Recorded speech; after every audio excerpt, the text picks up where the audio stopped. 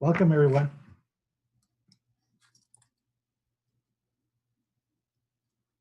All right, good evening and welcome to Ysleta Independent School District's video conference meeting of the Board of Trustees. We invited you to share your comments with the board during the public comment portion of our meeting.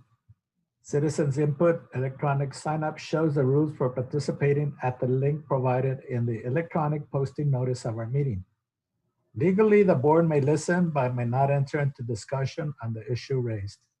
This meeting of the Board of Trustees is called to order at 6:01 p.m. We have a quorum with Mr. Charlie Bustillos, Shane Haggerty, Mike Rosales, Connie Woodruff, Catherine Lucero, and myself, Cruz Ochoa. Mr. Soltero Ramirez could not be with us this evening, and he is excused. Secretary Lucero, will you please lead us in the Pledge of Allegiance and moment of silence? Yes, thank you. I pledge allegiance to the flag of the United States of America and to the republic for which it stands, one nation, under God, indivisible, with liberty and justice for all. Honor the Texas flag. I pledge allegiance to thee, one state, under God, one and indivisible. Now for a moment of silence.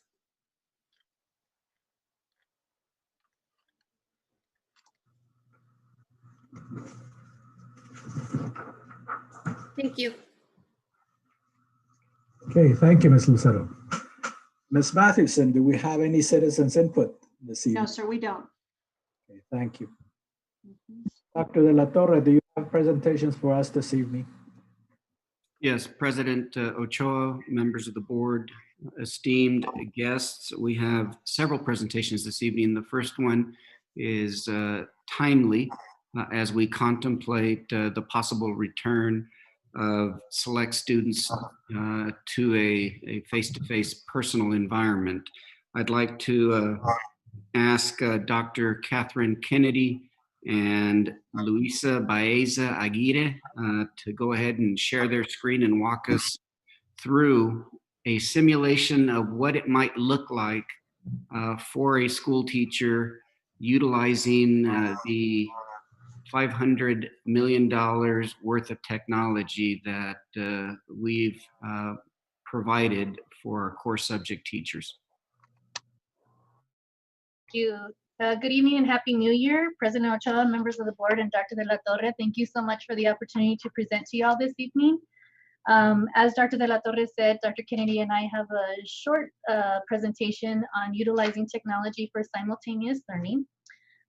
We'd like to explain some of the stuff that we've invested in, kind of show you a few things in pictures, let you know where we're at as far as the installation and the professional development and the support pieces in there. And then, of course, like any, we offer any questions that we can support you all with. So let me go ahead and get started. We want to talk a little bit about the instructional excuse me, support that we've provided, and you all have been provided with this PowerPoint.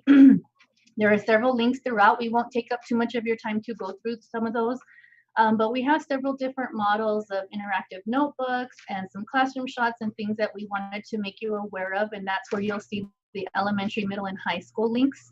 We've also provided several model lessons, dropped in on Google Meets, provided the online support, just like we would have as if these people, as if our teachers and our students were in person.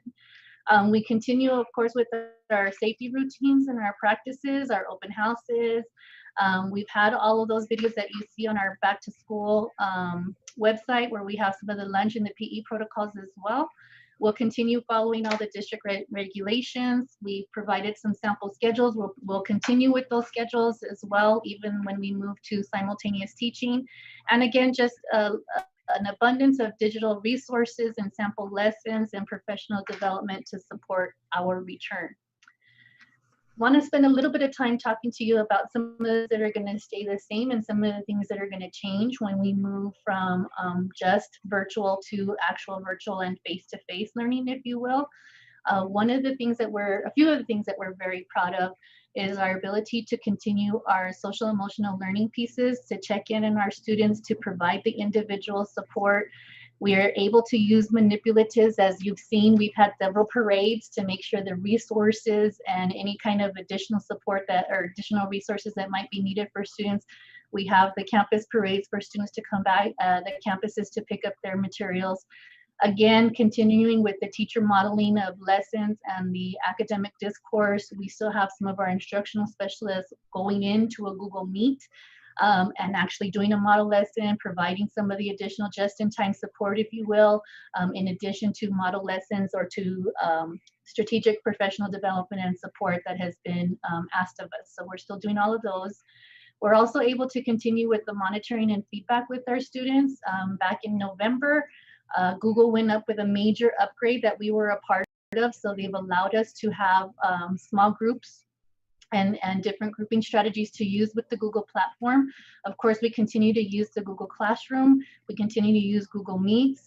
All of our slides, spreadsheets, Word doc, everything that we need to make available to our students, we continue to provide some of those pieces. And of course, all of the new integrations that have occurred as part of the upgrade in November allow us to be strategic in making it feel like a small group, making it feel like individual support, even in a remote setting.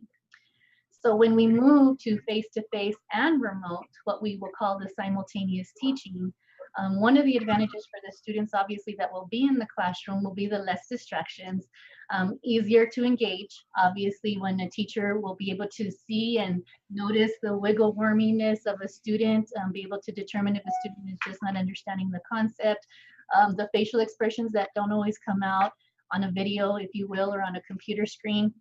And then we'll be able to socially, physically, and emotionally be able to support those students that are in our classrooms as well. And obviously, we're not going to be competing with doorbells and dogs barking and things of that nature that are occurring when we're working from home, right? So those students, the approximately 30% of our students that we hope to return, will have a little bit of those less pieces in there, but we'll still continue with all the things that we've continued to do in our virtual setting as well. So we have a couple of pieces of equipment that we've purchased for teachers.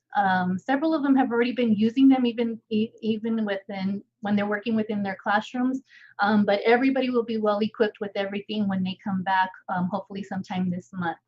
And the first one I want to talk to you guys about is the Bluetooth microphone speaker combo. So you'll see it depicted there, and in a little bit I'll show you all of this in a comprehensive video that kind of brings everything together. But what this Bluetooth microphone speaker combo does, be able to feel, whether I'm home or whether I'm in the classroom, to feel like I'm part of one big learning setting on there. So that's the first piece of technology, and then you'll see it depicted there as well. The second piece that we have are these wireless Bluetooth earbuds. This is not new to you all. You know exactly how these work. But we also want to protect the privacy and the small group intervention that we might need to continue with our students, right? And so the earbuds allow the teacher to work in a much smaller group, but they also allow the teacher to say, okay, let's go to this breakout room, Luisa, where I can kind of work with you individually, and only the teacher will hear the communication that's occurring between the student that's at home and the teacher. And that way it's not broadcast throughout the classroom or anything like that. The teacher can truly have a private conversation. She needs to have a private conversation and provide the instructional support with those students on there. So that's just something that we're really proud of as well. And then I guess my favorite piece of equipment would be the interactive display boards. And what I really like about this, in the simplest form that I can explain it to you, is it literally blows the classroom up as much as it possibly can be. So we're dealing with 6 feet of social distancing. We're dealing with boards in front of us to protect and to follow the safety guidelines. And then we're working with students that are at home, and we're working with students within the classroom. So what this does, and you can kind of see the size of it with that teacher right next to it, is it really gives the full-blown jumbo screen version, if you will, of what's actually occurring in the classroom. So this particular teacher comes to us from Riverside Middle School. So you'll see she actually has her Google Classroom on there, so the students will be able to see it that are face-to-face in her classroom. And then obviously the children that are at home are looking at this screen from their home devices. So it really feels like everybody's looking at the same thing, and it feels like everybody's part of whatever it is that we're depicting on there. Not to say that we're going to have all kinds of screen time, and we're not eliminating screen time, But what this allows for, because of safety, we're not going to have a whole bunch of exchange of papers and manipulatives and working in small groups and working with crayons. So everybody's going to have their own individual devices and manipulatives, if you will. But if a teacher, for example, wants to do a science experiment, the teacher can do that in the classroom live where the students can see, and we'll show you what that's going to look like in just a second. But now the students at home will see it in a live capture, if you will, on their screen. And the students in the classroom, whether they're 6 feet from the teacher, 12 feet from the teacher, or 24 feet from the teacher, will be able to see exactly what's going on as well, since they can't necessarily get up and everybody crowd around and look around what I'm doing. So it really does blow things up in a proportion where everybody will feel part of the classroom and it feel like they're always in the center of the room, if you will. So a picture is worth 1,000 words, and I want to give credit where credit is due with our PR department, and especially with these two teachers, Ms. Vanessa Diaz from Tierra del Sol, she's a fourth grade teacher, and Mr. Javier Rios, who's a biology teacher at Riverside High School. We went into their classrooms and we asked them, show us if if we're on the right track. Are we doing the right thing? Is this a great device? Is this something that we should use, invest in, support? And so I'll let them speak for themselves with this short video, please.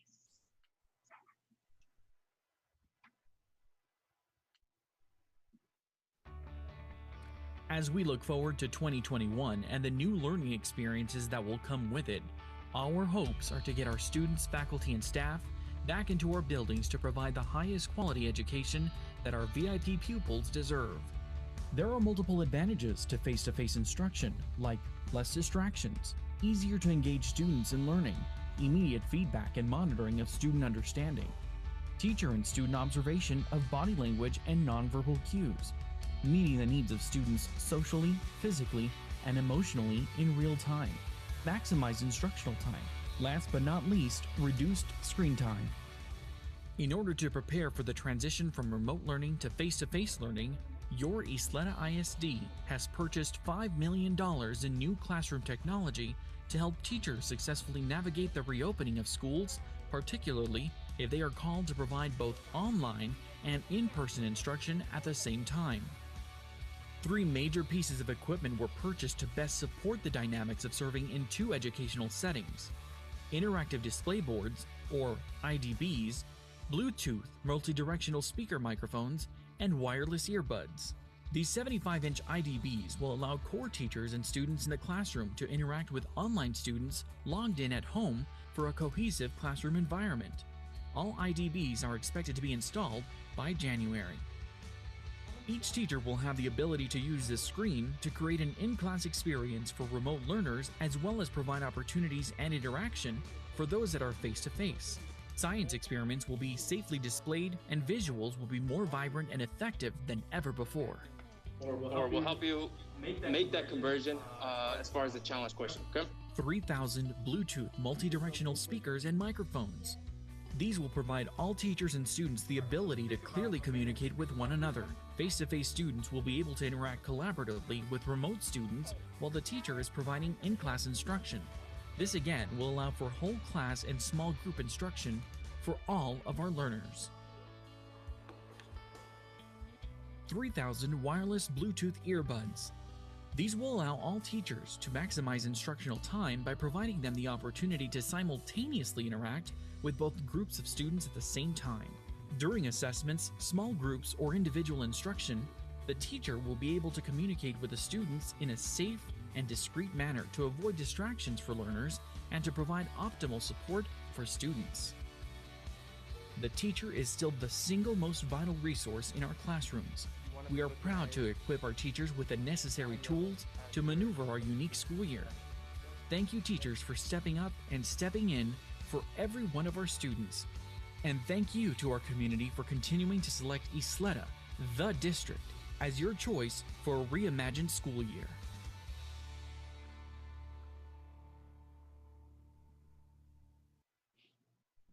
So I'd like to turn it over to Dr. Kennedy, who will continue with our presentation. So without a doubt, our teachers have been doing a phenomenal job teaching in the remote setting.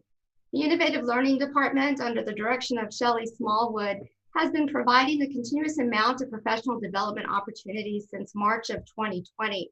Teachers have received training and tutorials throughout the school year, and currently we have about 110 videos that are available for teachers to view that cover topics from Google applications to remote and face-to-face learning. And these videos are located in the district's YouTube channel. Every week, Innovative Learning hosts a mini Monday session that covers a new weekly topic. In fact, the next 4 upcoming sessions will be on best practices on remote and face-to-face learning. We average about 50 participants a week with these mini Mondays, and to date, we've had about over 2,000 participants. Our instructional technology teachers have been receiving training twice a month to turn around to their campuses the staff development that they've been receiving. And the most recent training was on the technology tools that you saw in the video. As mentioned previously, all core content teachers will be equipped with an interactive display board. Connie Vasquez from our state and federal department and Gloria Chavez from TIS conducted an inventory on the number of current IDBs at the campuses in order to get an accurate count on the number of boards that will be needed at each campus. And this slide shows you the breakdown of the number of boards that were ordered for each campus. This is the schedule, the installation schedule, and the last group of campuses to receive their boards will be next week. So we will be prepared and ready.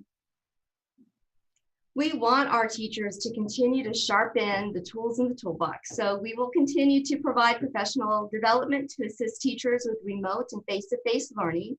And besides these formal trainings, Innovative Learning offers daily online support that is available for our staff and students throughout the workday.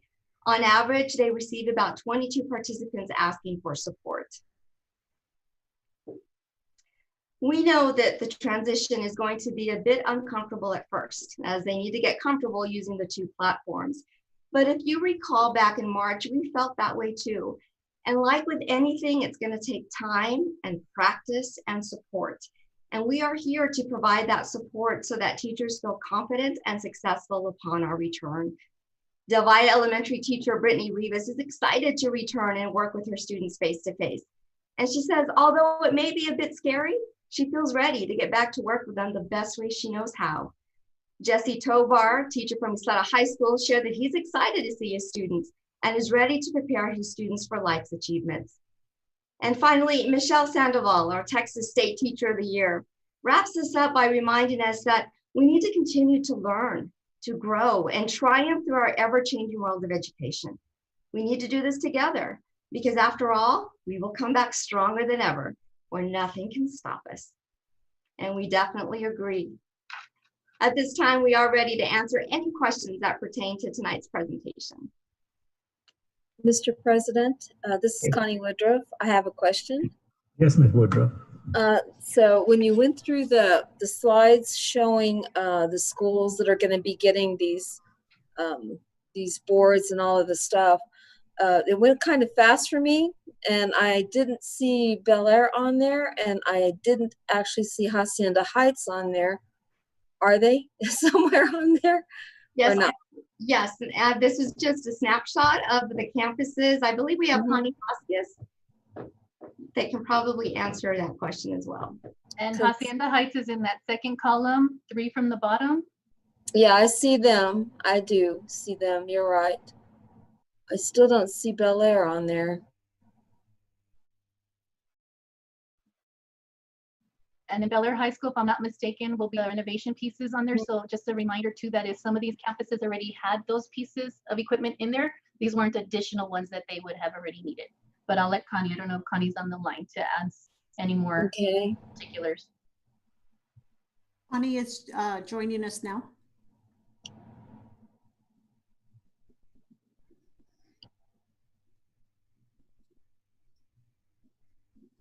So I'm still a little confused about what she said as far as Bel Air is concerned. I know that they're getting a new campus, but not everybody is getting a new room in that. And I was just wondering, will they have their boards too and their all those things? I don't know. I don't understand. I'm sorry. That's okay. And maybe Gloria Chavez, I don't know if she's online, or Connie, whichever one can.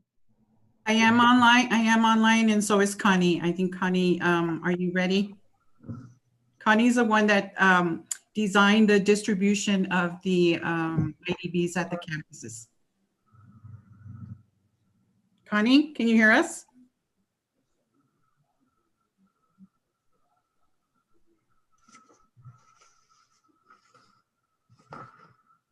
I guess not. Hello, can you hear me? There you are. There?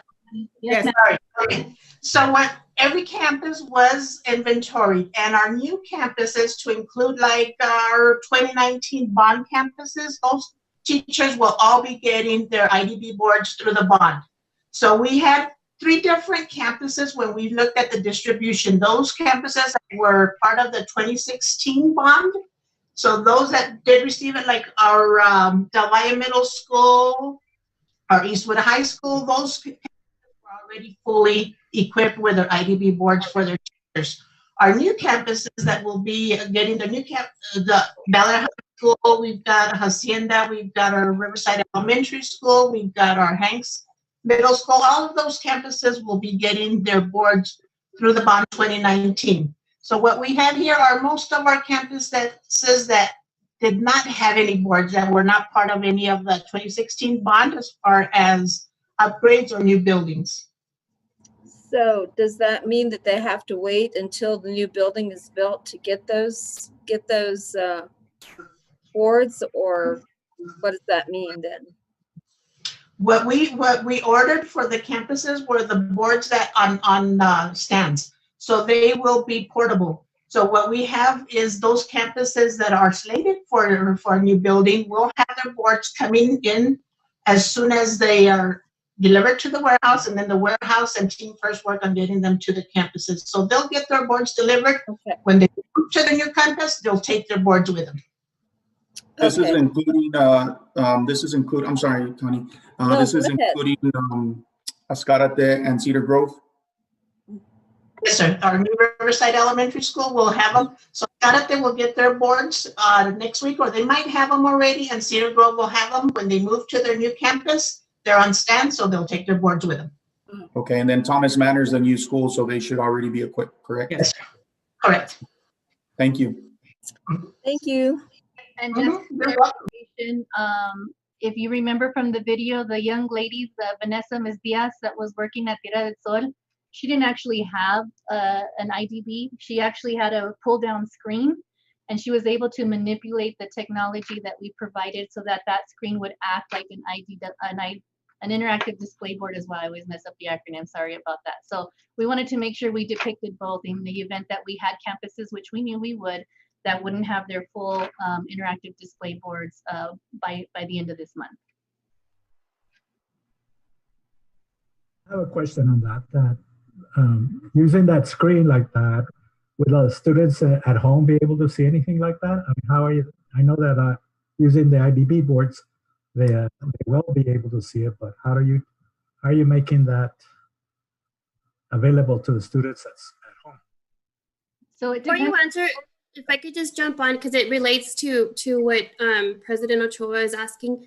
I information how it's going to look from home for the students from home. I saw the computer there, but will they all see the teacher and the students a little bit more how it's going to still continue to look from home, please?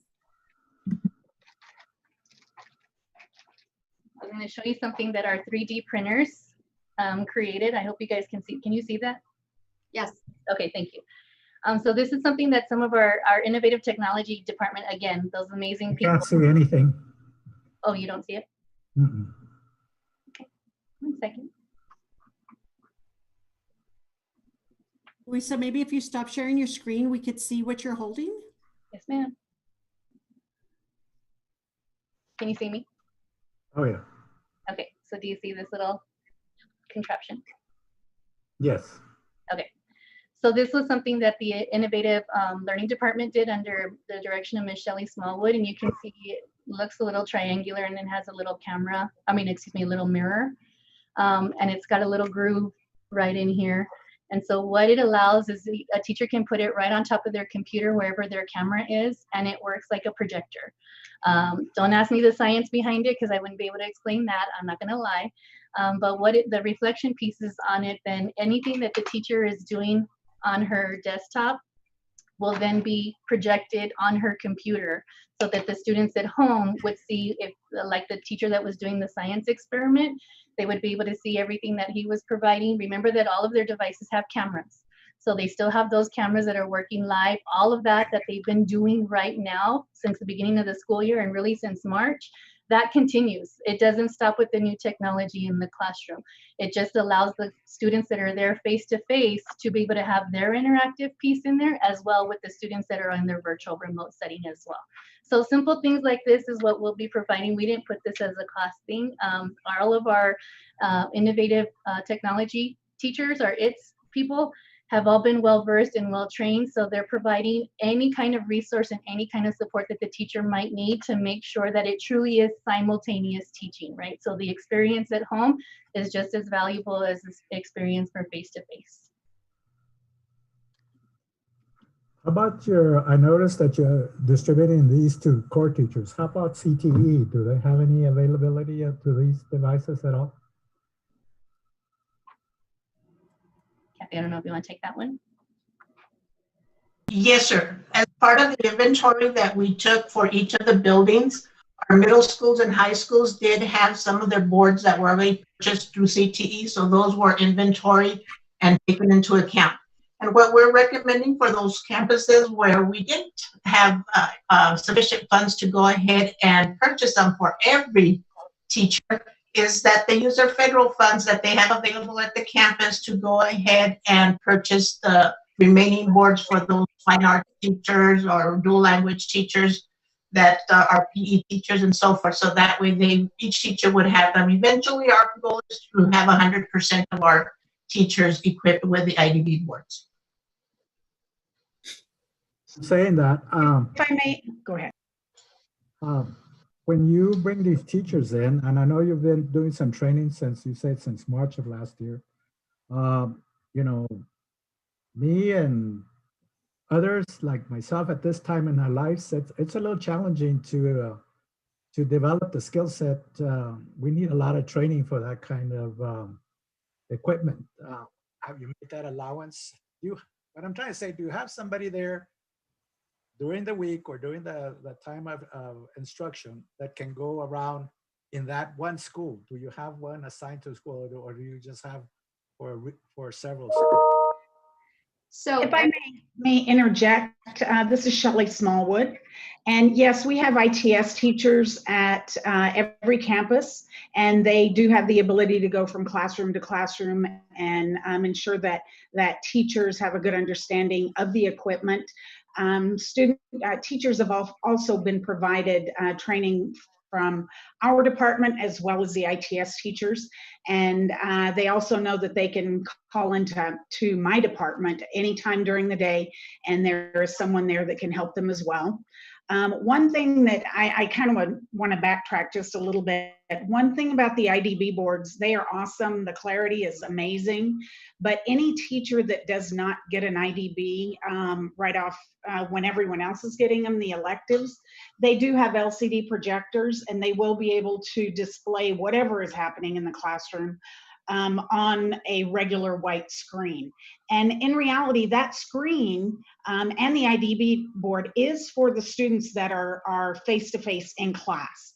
Those students that are online will see exactly what you all were seeing when Ms. Luisa was showing the presentation. They will see that, and the students that are in class face-to-face, they will see that same presentation or that same lesson using the IDB board or the LCD projector. It just makes it much larger so that everyone in the room can see exactly what students are seeing online as well. So I share my screen, they'll see that exact. Absolutely. Students online will see that shared screen, and students that are face-to-face will also see that shared screen on the bigger screen within the room. Okay, I mean, that's really, yeah, I mean, that would really help me, especially if I have to do both simultaneously. Sure, sure. President Ochoa? Yes. We have Mike Rosales, who's had his electronic hand raised. Oh, there he is. Hi, Mike. Sorry, Mike. Go ahead. You're muted, Mike. There you go.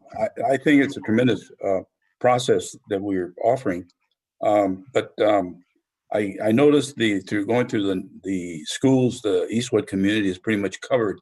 The only one I didn't see is Eastwood High School. Would you bring me up to speed on that, please, Lisa, or any of you?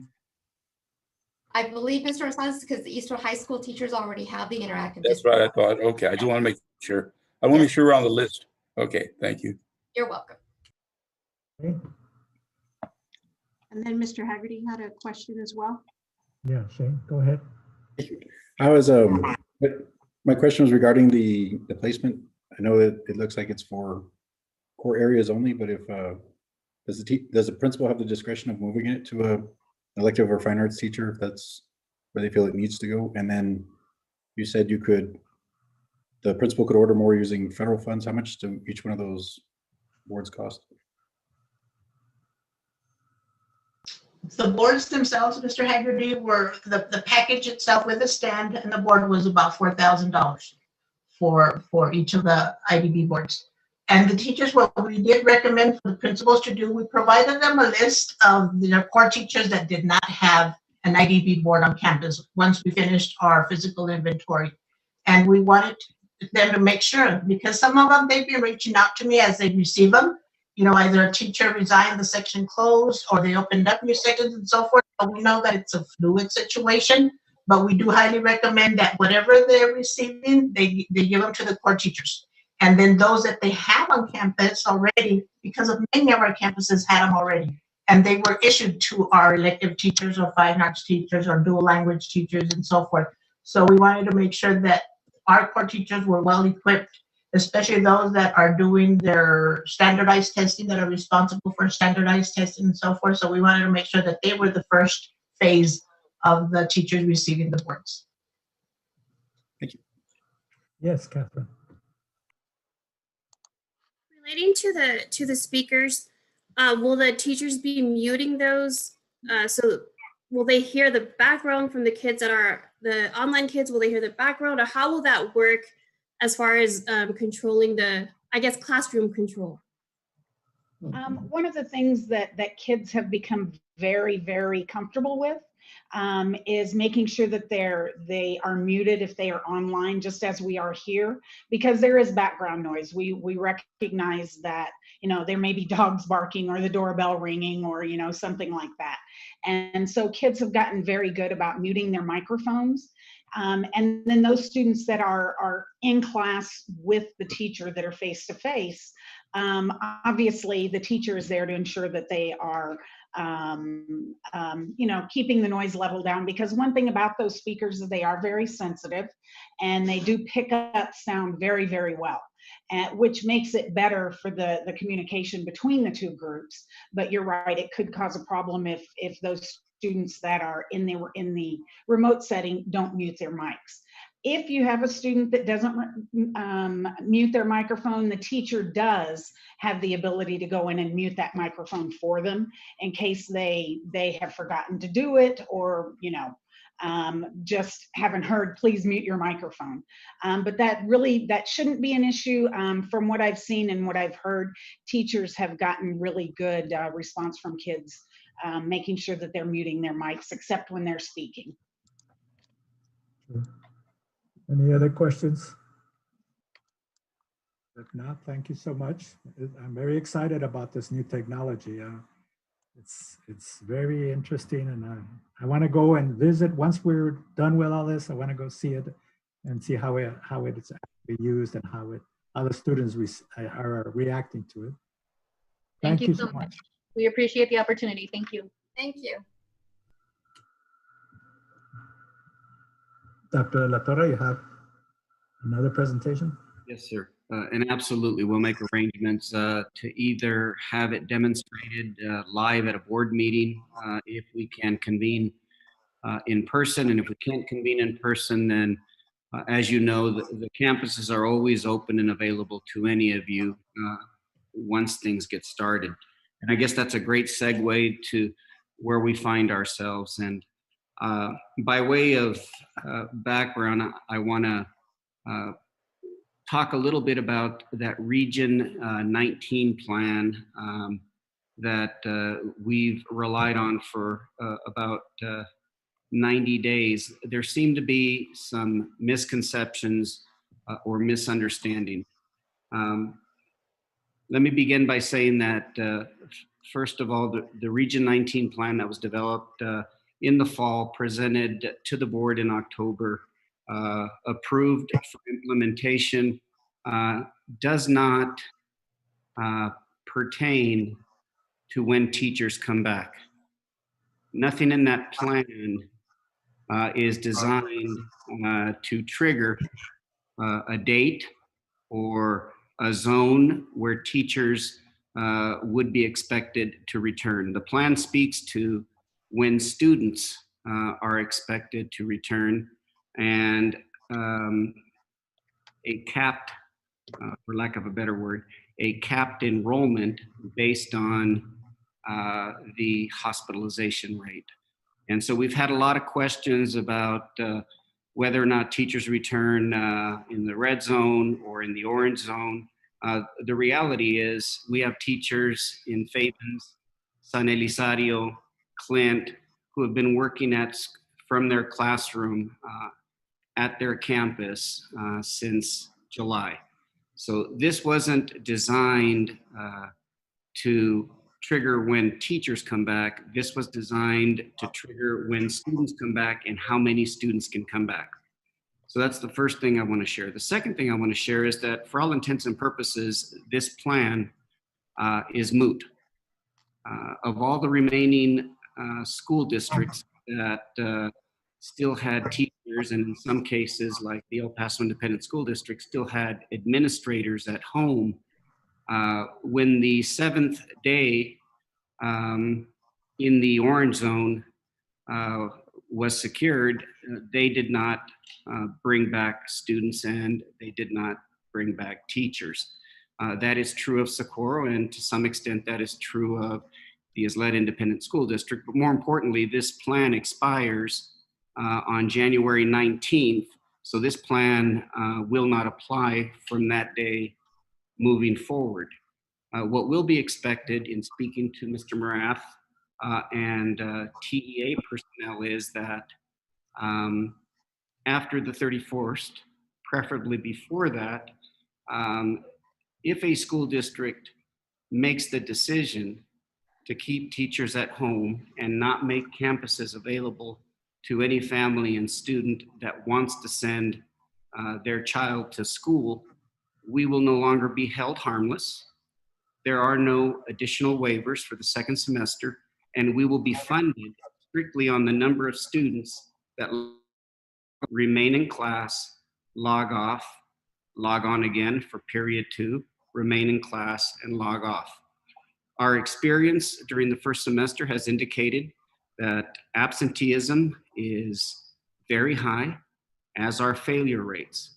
So I think as we contemplate when we would ask teachers to come back and when we would expect students to come back, we have to understand that we're no longer operating against this plan, because this plan was created especially for the El Paso region with the help of Board of Education trustee or member Perez, Dr. Ocaranza, TEA, and Mike Morath, and all the superintendents. But it was understood from day one that it was a limited respite on having to bring students back to school because of the significant surge or spike in cases back in October, November. So once this plan expires, we will be treated just like every other school district has been treated throughout the state of Texas. And the expectation is, if you want to be held harmless, and if you want to be eligible to receive the same level of revenue that you received the year before, the one constant and consistent message from Mike Morath and TEA is your schools must be open and available to students or parents who are comfortable sending their students. And so that's where we find ourselves at this time. Our plan is to ask teachers to come back on the 19th. That will give them 4 days to acclimate, to get comfortable in their classroom, to train on the technology. If needed, teachers are being allowed to bring their own children to their classroom. And that is in anticipation of those students who want face-to-face in-person instruction arriving on January 25th. And so earlier today, I sent you a list of schools by grade level and the number of parents or students who have indicated that they will be coming back.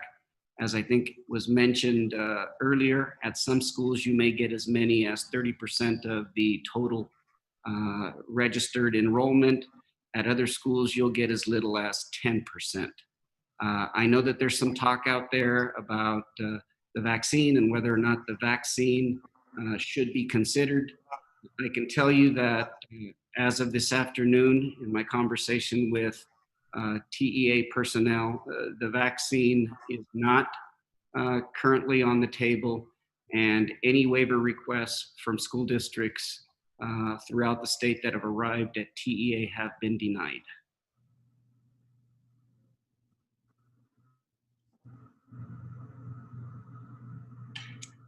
Here are some numbers relative to our by next now rapid test. And as you know, we continue to test all student athletes and any employee that would like to be tested. And as you can see, our rate of positivity or positive results is still significantly lower than what our community unfortunately is experiencing. And I attribute that and thank all of our school leaders and central office personnel who've developed these practices, these protocols, these routines that have allowed us to keep people at our campuses safe for the past semester and now moving into the winter sports season. We did apply to become a vaccine administrator in November. It was recently approved, but we haven't received any word on when we will or if we will receive vaccines.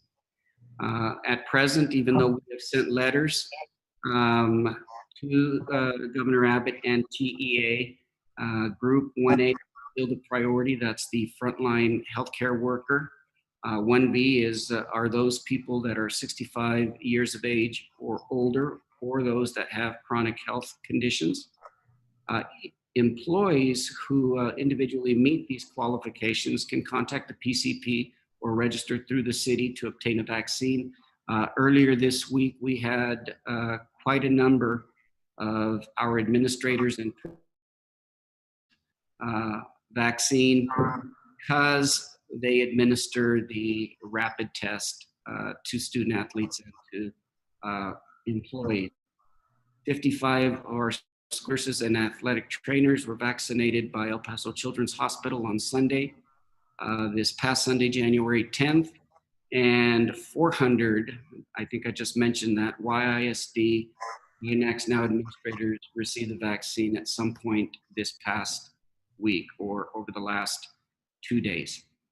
Dr. La Torre, with that, they were principals, coaches, administrators receive the vaccine because they have been certified testing administrators, correct? I think that there's definitely a lot of confusion there from employees. They were invited to get the vaccine if they had been trained and have at one point or another administered the rapid test, yes. People who are going to be, employees who are going to be assisting with rapid testing upon teachers and students return, will they be moved up in the priority as well? They would if they're needed. I think our first indication is that because the rapid test in many ways, and I know you've seen it and experienced it, is almost a self-administration. Depending on the number of groups and the number of locations on the campus where teachers will be asked to report first thing in the morning, and also depending on the number of teachers that agree to get tested, we should be able to handle it with the size of our current administrative teams coupled with nurses and coaches that have been tested. We don't anticipate having to ask any additional teachers to get certified or registered, but if we do, we would certainly want to make that vaccine available to them. So what you're saying is that when the students return, if the parents allow them to get tested, the principals, coaches, and vice principals will be assisting them with the testing process, not other staff. Yes, ma'am. I also have a question. I didn't really understand what you meant by the teachers being able to take their children to work with them. I'm just curious, how does that work as far as, so I'm just curious how that works. I'm not sure as a parent that I could do that, but Right. I'm just curious how it works. What we learned from Clint, because Clint has had their teachers in the classroom since July, is that one of the biggest challenges that they had was that they lived in the Socorro Independent School District, or they lived in the Ysleta Independent School District. And at the time, we were not opening our schools to their children. And so they made a pretty strong and compelling case for, if I have to go and work in Clint, who's going to take care of my children? So what Superintendent Juan, I just lost his last name. Juan Martinez did was he said, if you bring your children remain up at your workstation and work from your 6 feet area. They're not to sit among the other students. They're part of you. And we do that as much for your children as we're doing it for other people's children. So you'll need to set something up at the front of the classroom where your child can sit quietly and log on and work with whoever his or her teacher are in whatever district they're in.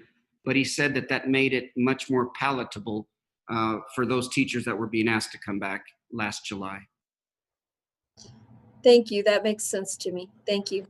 You're absolutely welcome. Questions? I got one. Charlie?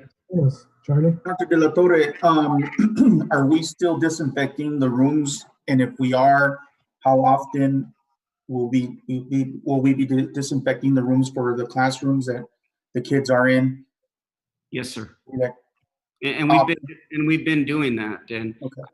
It's one thing to describe it. It's another thing to go ahead and point you back to how well we've done with our fall sports program and our winter sports program. And I think controlling a classroom environment that in some cases, and I was looking at the numbers today, that in some cases may have a teacher and one student or a teacher and two students, should be relatively easy for those custodial teams who have been assigned areas and who have a, for lack of a better word, a routine where every so many minutes they go back through and touch up everything that may have come into contact with a student or a teacher. So all of our principals and their instructional leadership teams have been amazing at developing something. Nobody wants to be the school that becomes the super spreader example. And so they take a great deal of pride in some cases to go above and beyond what we have recommended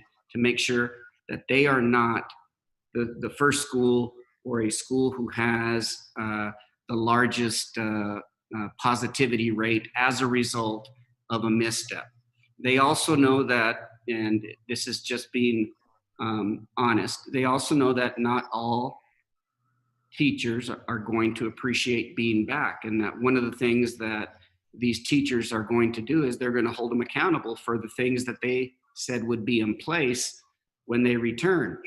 And so in many ways, we've reminded them, you are on stage. You've and I've told them that this is the safest place they can be, you have to be vigilant and adhere to everything that we've put in place, because you will have people who may contact me, contact you, or contact the media if the things that we said were going to be in place are not in place. So the principals and their instructional leadership teams are under a great deal of pressure to make sure that everything that they've described to their teachers and the parents and students is exactly what they have to deliver. Thank you. Absolutely. Question, is there any, and I know we've exhausted several things and you went into that at the beginning of your presentation, but is there any at all way to phase in the reopening according to not necessarily what is a Region 19 plan, but what is with the different color codes and things of that nature as far as risk relating to the grade levels?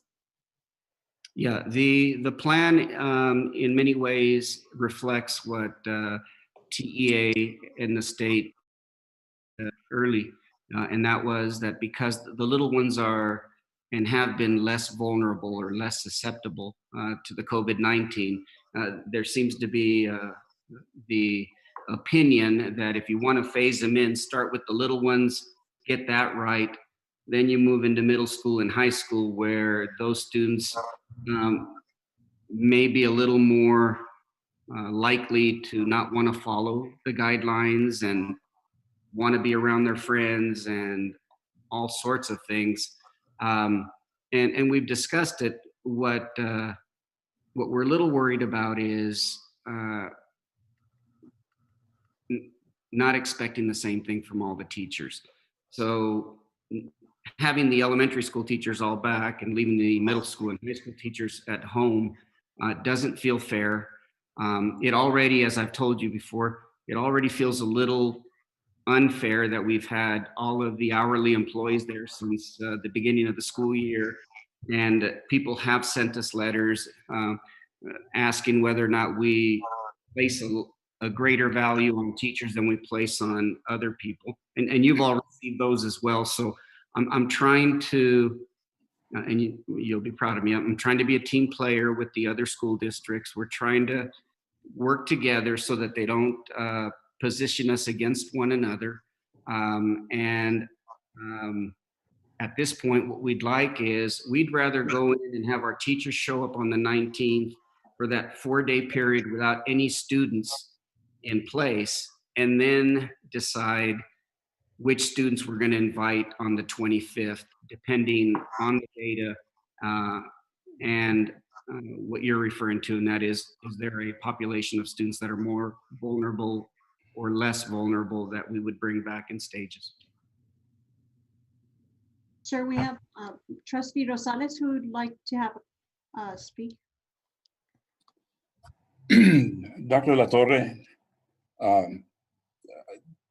I truly, I think I understand the tremendous work, efforts, the expenditures that you've undertaken. And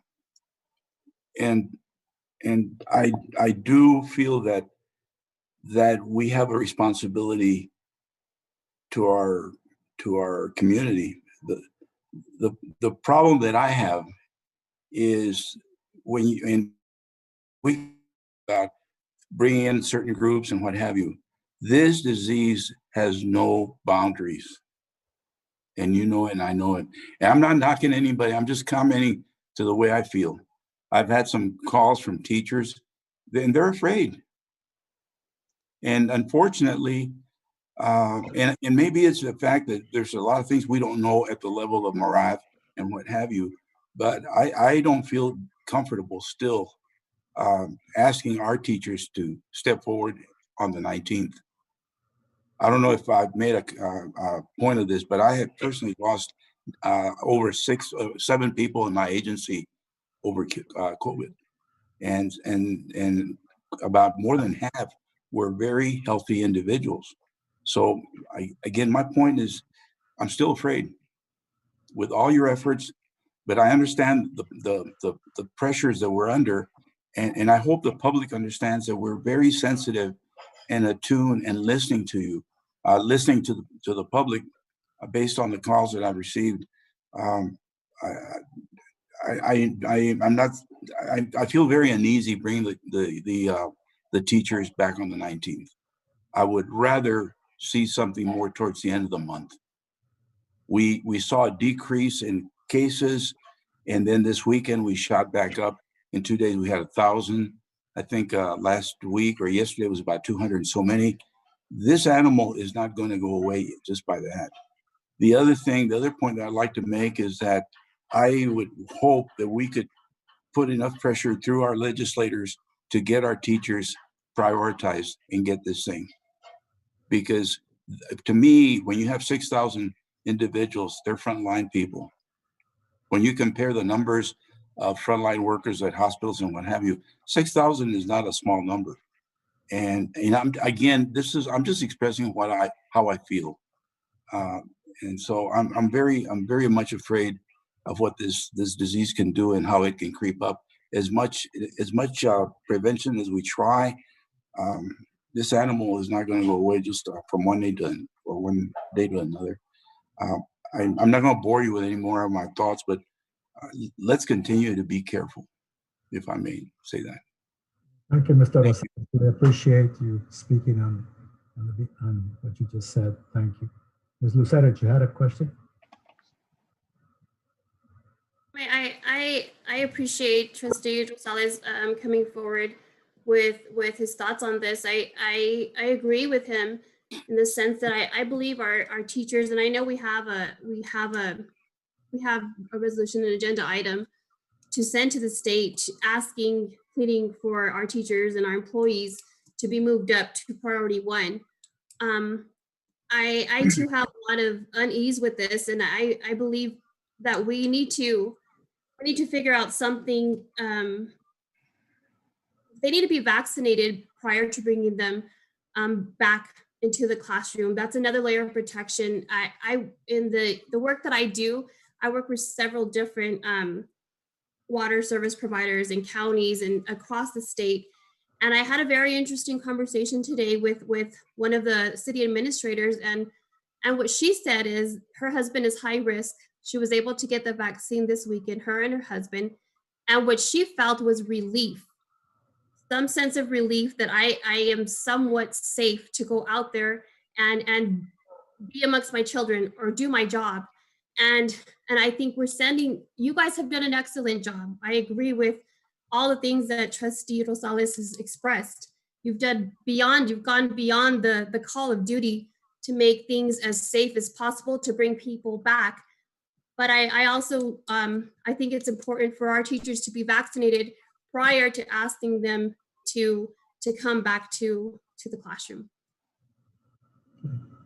Thank you, Sarah. Anybody have any further discussion? I know it's a very sensitive area. I mean, I, like Ms. Woodruff, and we're in this, we are teachers.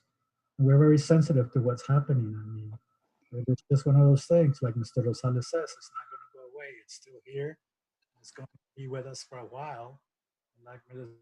said, we're hoping that the vaccination of our community will eventually lower the risk where we can go out and be normal, somewhat normal like we used to be. But working under the conditions that we have right now, especially with TEA and how it's all going about, I mean, it's just very hard. And I know the board has been very positive about it, but they've been very sensitive to what the community is also feeling. So I appreciate all your comments, and hopefully we can put this thing aside soon so we can talk about other things, but for now it is in the forefront. So thank you, Dr. De La Torre, for. Well, before we get off, I need to be clear on something. So are you asking that the teachers not return, or that the teachers not return in a face-to-face environment? Are we talking about kids and teachers in the classroom, or are we talking about teachers returning to their classroom? Because it sounds like we're talking about teachers not returning to their classroom. Right, that's what we're talking about, teachers returning to the classroom once there's a vaccine. I know that even when, I know you say it's null and void at this point on January 19th, but even when the plan was put together, the Region 19 plan, I know there was talk of a vaccine. The vaccine wasn't available yet. Now we have the availability of the vaccine, and I think it sends a strong message to Governor Abbott, to TEA, the administrator there, that we are going to do all possible. We're going to comply with what you want us to do, but we need our teachers to be in the priority 1A prior to sending them back to the classroom. And I don't think that's an unreasonable request. Even without students in the classroom? Well, we're sending them back with students in the No, classroom. that's what I'm asking. That they can return the 19th, and we can wait to send the students back until the teachers are vaccinated, if you'd like. Yes.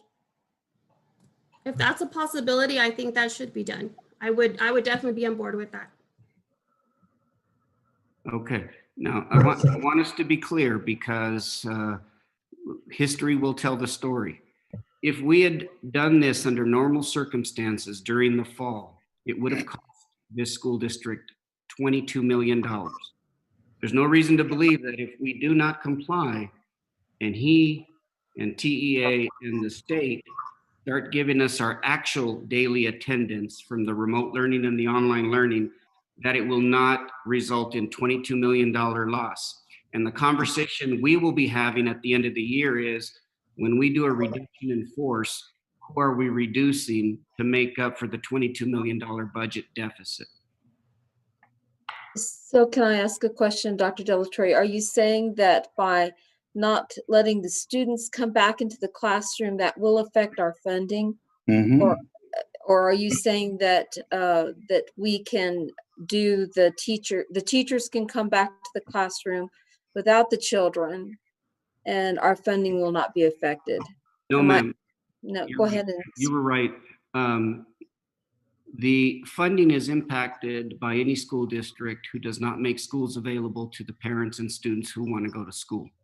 My only offer was, if we can at least get the teachers back in the classroom and let them experience everything that we have in place, then maybe over a short period of time, we could have a conversation about having the students return to school.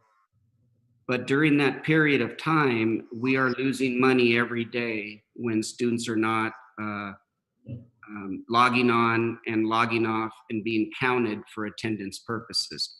Will that happen either way? So let's say the plan goes as you had discussed earlier in the presentation. Teachers come back and they're teaching in the classroom. They have a small amount of students, and then you have the majority of students still virtual because the plans have now expired and they're no longer going to hold us harmless. Won't we be still facing the same conversation either way? The hold harmless was not exclusive to the El Paso region. The hold harmless is available to any school district in the state that abides by the open your schools. Yeah. What the hold harmless did, or what the waiver did for the month of January, it was an attempt by the commissioner to show that he could be flexible, that he understood that the circumstances in El Paso were very, very different than what anyone else was experiencing, and that he was going to allow us to leave schools closed if we had these hubs in place. And we did, we had the hubs in place. But the message I got today is, any family who wants to send their child to their school must have a school available to them. And I've had people say, well, then why don't you let the substitute teachers and other personnel go ahead and handle that as well? And the reason is, we don't have the numbers. We're having a hard time getting substitutes. We don't have the numbers to supervise these children adequately, because they have to be broken up in groups of 3 and 4 in different classrooms to maintain the social distance. Mhm. You don't need to make a decision right now on that, but you do need to make a decision on whether or not, and in speaking with the association, at least they were supportive of the teachers coming back the 19th and having 4 days. And at the time, they were supportive of students coming back on the 25th. What's the last day that the teacher, that that we are expected to have students in the classroom? Like, how far can we push it out for the students specifically? Well, we've already reneged on the plan because according to the plan, we were supposed to have students and teachers back in the classroom 7 days after being in the orange, and we've been in the orange for 28 successive days. So we made some adjustments. I spoke with President Ochoa. He expressed some genuine concerns. And so we moved it from what should have been, we returned the 4th. Students should have reported for school on the 11th. Teachers would have reported for school on the 6th, I believe, of last week. And we understood that there might be a surge. So we went ahead and we moved it out. And we didn't identify a specific date because, and I'm just being honest with you, because if we're going to keep retreating from the information that we agreed to and we put out, I don't want that for the board and I don't want it for us. As it turns out, none of the large school districts adhered to the plan, and the plan expires on the 31st. So the 31st is the last day, and that happens to be. I think it sends a strong message. If we don't bring our students back until our teachers are vaccinated, it's one thing, and we're doing an excellent job by sending in our non-approval and our discomfort and our anger even in relating to the letter, but saying we are going to bring our teachers back there. And this also gives the teachers more opportunity to get used to the equipment as well. But so there's kind of two benefits to it, but more importantly, it sends a message to the governor that we also, we talk the talk and walk the walk, and we are not going to put students and teachers combined regular face-to-face until our teachers are moved up to a priority phase. Okay. I'd like to hear from the rest of the trustees, if that's okay, about. I believe the governor and the commissioner will send a message back indicating that we will be. Let me just say something, if I may. The minute that happens. And as long as the board is aware of that and aware of the consequences that come with losing millions of dollars, then we serve at the pleasure of the board. Go ahead, Mr. Rosales. Can you hear me now? Yes. I was going to bring that point out that the problem is bigger than I think the board understands how the magnitude of this problem. This problem is not only the disease, it's the politics involved, and then of course the holy dollar. And so I feel that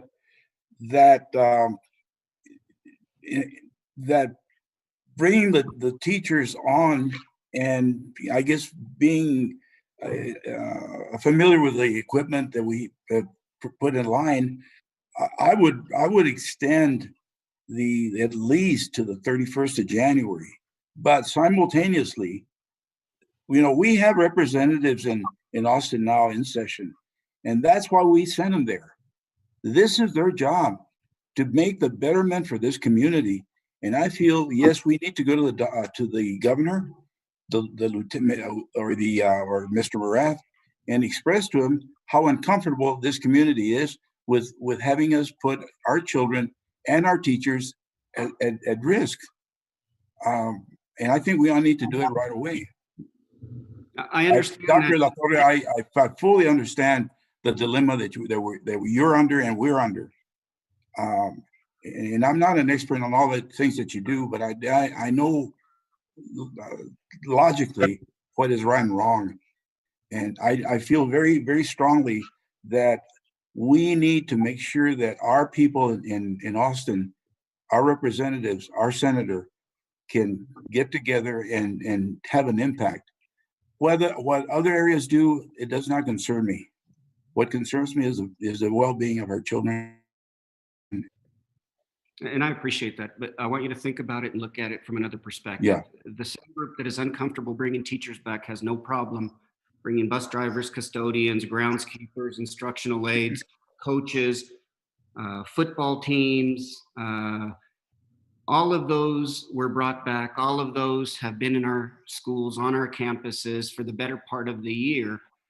administrators, but we are uncomfortable bringing back one group of employees. So when the governor hears this, or when the commissioner hears this, it's going to feel like a double standard. It's going to feel like, on one hand, you're all about safety and security and you don't want to bring the teachers back too soon.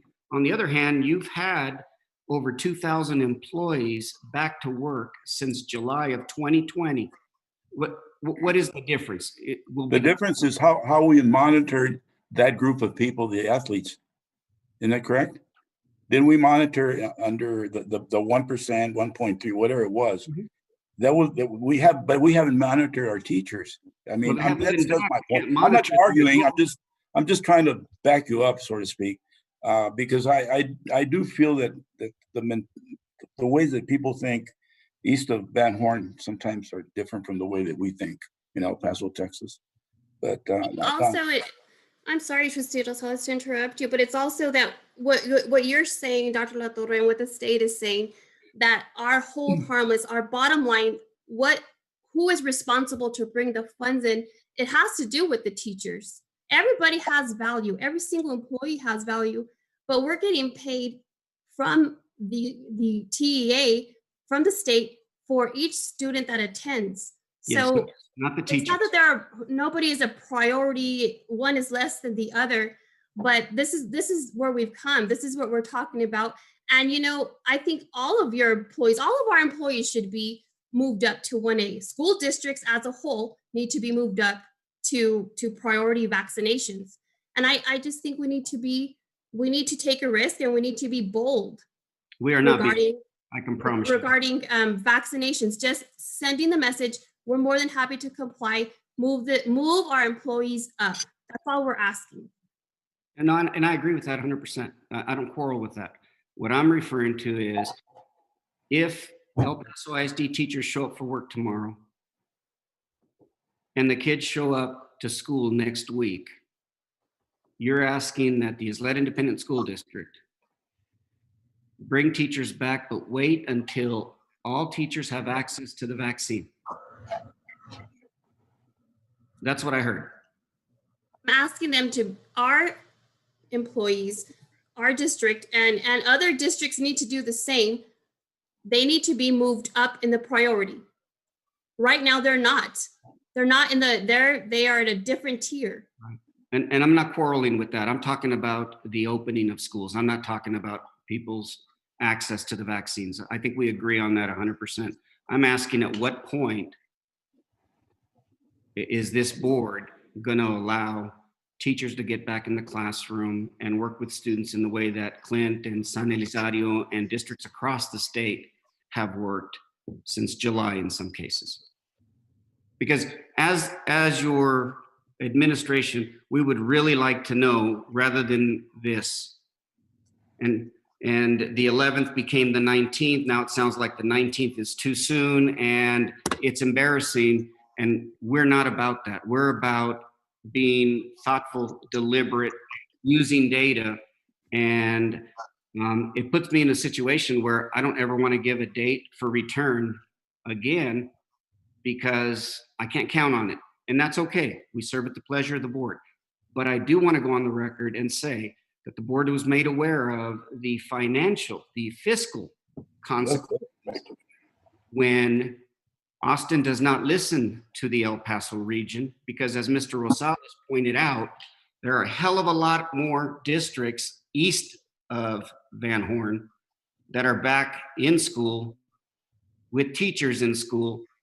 And let's be honest, Houston, Dallas, San Antonio, Austin, their level of representation is pretty significant.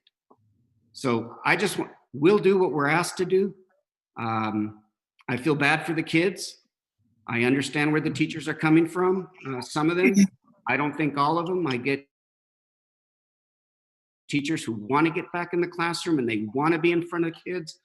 But I mostly feel bad for kids who have dropped 2 grade levels or more because we're unwilling to bring them back to school and get them in front of their highly qualified, certified teacher with all of the elements that we've put in place, but whatever the board. They've been receiving an education, Dr. La Torre. I know it's not the ideal, but they have been receiving an education, and it has been a quality education. I don't want to give the impression that our teachers haven't given their all, and I know you're not saying that, but I think that if you're able to bring the teachers back and not bring the kids back immediately, I don't think that's a decent compromise. No, I agree. But again, the kids are the ones that generate the revenue, not the teachers. So if the state and Marath find that unacceptable and they go to the actual daily attendance instead of hold us harmless and treat us as if it were 2019, 2020, then we stand to potentially, and I hope not, I hope he understands that we're doing the best we can to potentially lose millions of dollars. And in this business, I think it's important to know that when you have to make up a deficit in the millions, there's only one place to go to balance that budget, and it usually involves people in positions. It doesn't involve travel or food or professional development. That kind of money requires a reduction in full-time equivalent employees. And I think that that would be far worse than, using your words, being a little bit bold, setting an example. I mean, I think part of our responsibility as educators is to show our kids what it means to be persistent and resilient and, unafraid of life and everything that life has to offer and throw at us. But I'm on board. Anyone else? Susan. Thank you. I'm sorry. I just wanted to point out that the resolution regarding the priority of teachers as frontline workers, that is on the agenda. That is something you can take action on tonight. We can also reword that resolution. If you want it reworded in another way, we can do that. And this discussion has been a great discussion. I don't think you can take any action tonight the way it's posted on the consensus of the board regarding return, but you can build that into the line resolution. Thank you. Okay, thank you. One last thing, and I know I'm keeping everybody, but this is important. I want to clarify. I want to understand completely. After if the teachers return and the students don't, or for the students that are going to be continuing online, which is the majority of our student body, the daily attendance will still apply, correct? And then we will, because the hold harmless is being removed as of January 31st or January 19th. What's the date on that? January 31st, unless you make all schools available to the kids that want to come. And we're then not. We're still held harmless? No, then you're not. If you don't make schools available to all of the students that want to come to school, you may not be held harmless.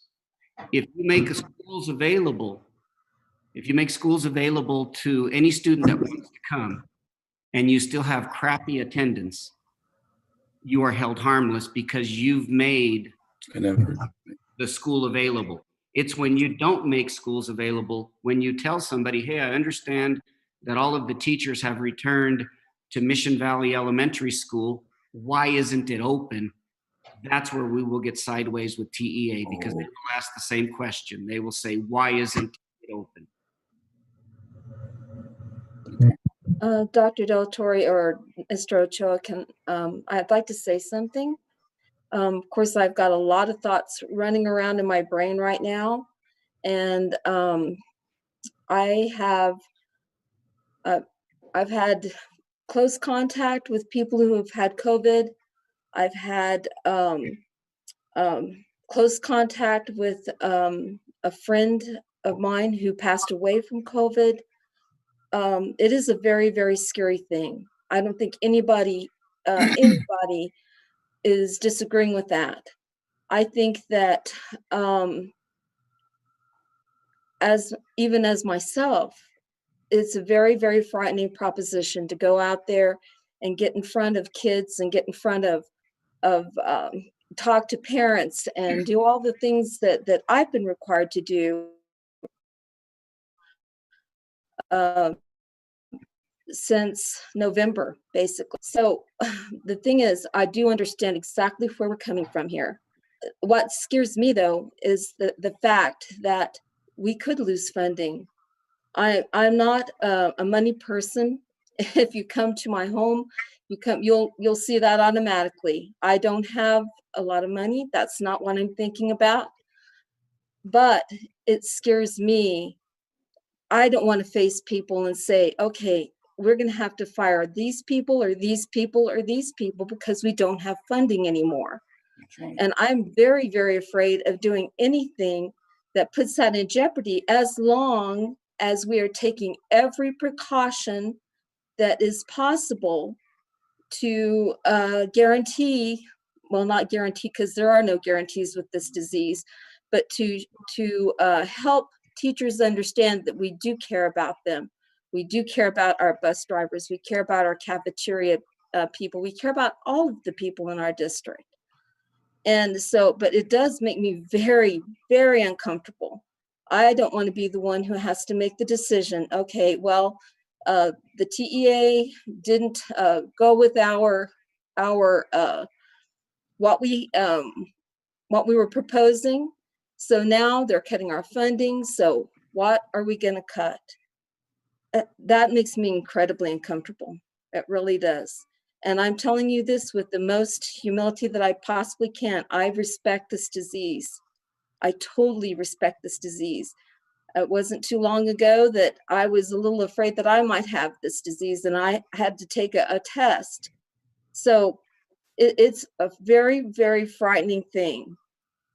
But it scares me too, to think that some of our people will come out of this without a job. So I have to say that it frightens me to put funding anywhere close to being at odds. I do believe we should try our resolution. I do believe we should make sure that our resolution is worded strongly enough that we do think our teachers should be put in the forefront of being getting the vaccine. But as far as that goes, I think we still have to make sure that we are able to fund our districts so we can take care of the people in this community with jobs and help our children too, So that's just my opinion, and I just wanted to share it. Thank you. Thank you, Ms. Woodruff. Thank you. This is Mike again. Yes. If you recall my pitch some months back about this disease, and we didn't think that this thing would. I was very much afraid of what is evolving now, and we haven't even seen the local impact of money. But and again, I'm not here to debate your position, Ms. Woodruff, but I would rather be alive. I would rather be alive, because with this disease, there's no choice if it gets to you. And this is not a debating issue at all. I fully understand, but I do feel that the people in certain areas, they need to be aware that we're going to stand up for our people. We're going to stand up for this district.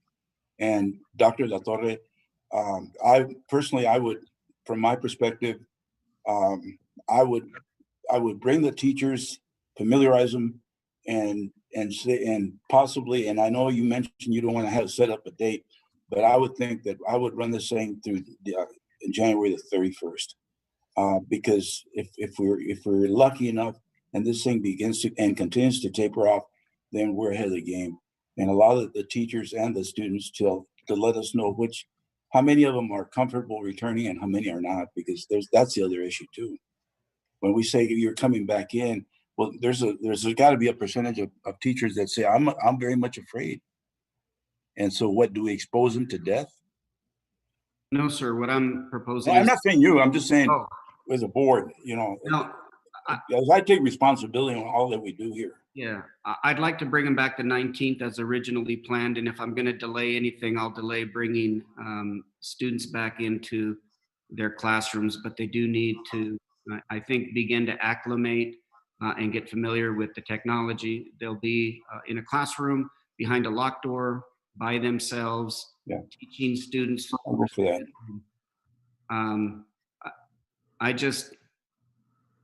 We got to take a baby step sooner or later. Yeah. And if we bring back the teachers at the end of the month, at the end of January, that means we're going to have to wait another week or 2 weeks to even consider bringing the students back. And before you know it, we're a week away from the spring break. And then it doesn't make any sense to bring people back together with a week left and spring break starting at the 1st of March. And then, of course, it doesn't make any sense to bring the kids back right after spring break because God knows where people went and who they spent time with, and we can anticipate a surge. And then before you know it, we're talking about having students remain at home for the entire semester. And that's where that funding worries me. If that isn't true, if there aren't any consequences relative to funding, if I hear something different from the commissioner or the state, I would not quarrel with this. But as Ms. Connie said, when I was in California and I was the chief human resource officer and the chief labor negotiator, what brought me to Socorro was 3 years of layoffs. And in California, you have to meet with every single person that you're laying off, and their stories are heartbreaking. They're absolutely heartbreaking, and I never want to be put in that position again. So I do worry about the money. I know the money is not as important as someone's life, but it's really hard to argue that we're worried about people's lives when we had kids out there tackling each other and running around and traveling on buses, and we've had hubs since the beginning and custodians, and we're at less than 2%, less than 1% positivity rate, not deaths, positivity rate.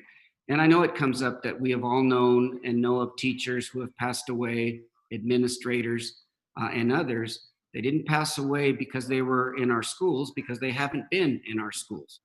So I still think schools are safe, but I understand the sentiments that you all shared. I don't find any flaw with them. It's one of those things where there is no right or wrong answer. You just need to find that little wiggle room to get through it until you see the end of the light at the end of the tunnel. And I think maybe one way of doing it would be to bring the teachers back later this month. I'd like the 19th, but I'll leave that to you, and let them spend time in their classroom, getting to know the layout, maybe getting to understand all of the procedures and the routines that are in place, letting them provide input, let them bring their kids with them if that's what they need to do, and keep the kids that are in the hubs separate and apart from those teachers with the substitutes, so that those teachers have that period of time to acclimate. I'll go with that. I agree with that. Can I say one more thing? I'm sorry Sure, to go interrupt. ahead. I want to make sure that you all understand, I don't put human lives above money. That's not what I was saying at all. And I don't think that you think that, but I don't put human lives above money. I just want you to understand that,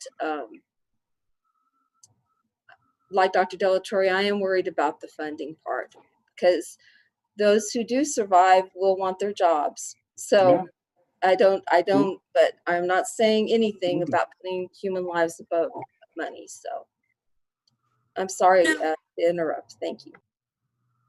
Speaking of money, I think it's important to know, and maybe there's an update since, but the state received funds through the CARES Act to distribute to school districts, right? And we used our own funds to buy the technology, to buy the PPE. Have we received any funds from the state for that to date? No.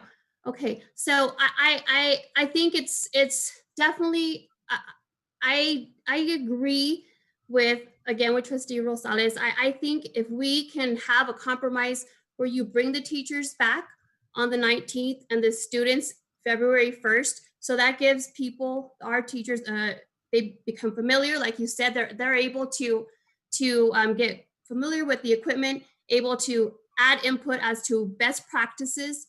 I don't think that I think that's a great compromise, and it's something that it'll also give the state the opportunity to move the teachers up to the phase where they need to be. Move the employees up, period. One more question about that. So our kids would be out of school from the 19th until the 31st. There would be no children in school from the 19th to the 31st, or will we still have to have some sort of virtual learning from the classrooms? No, the kids would be at their home and the teachers would be teaching from their classroom to those students. But there would be no students of record in their classroom throughout the day. We'd rely on the hubs and find a way to geographically separate the students who are in the hubs with the substitute teachers until the teachers, and I really do think once they're there and they start experiencing it and they see everything that's in place, that they're going to start getting a little more and more comfortable. And then I think what's really going to make them comfortable is when they get their class roll and find out that they have to welcome 2 kids for first period, 1 kid for second period. I think that'll ease their mind a little bit. Now, where we're going to have to be ready for this is as these kids start having a good experience in a face-to-face environment, all of a sudden, you may get some parents who want to send their children right in the middle of a 9-week period. And what we have to do is we have to encourage those parents gently, because if you ask Mike Morath says you can't deny it. Even if they want to come in week 7 or week 8, you have to make the school available to them. So we're being very clear with parents. Look, if you're going to keep the kids home for that 9-week period, this 9-week period, please make it a 9-week period, because teachers deserve to know when they're going to have a new student or a new group of students, because it is anxious. The hub students, the priority students, will remain with the substitute teachers. And then we'll begin to work with the teachers and Arlinda and ask them how they're feeling.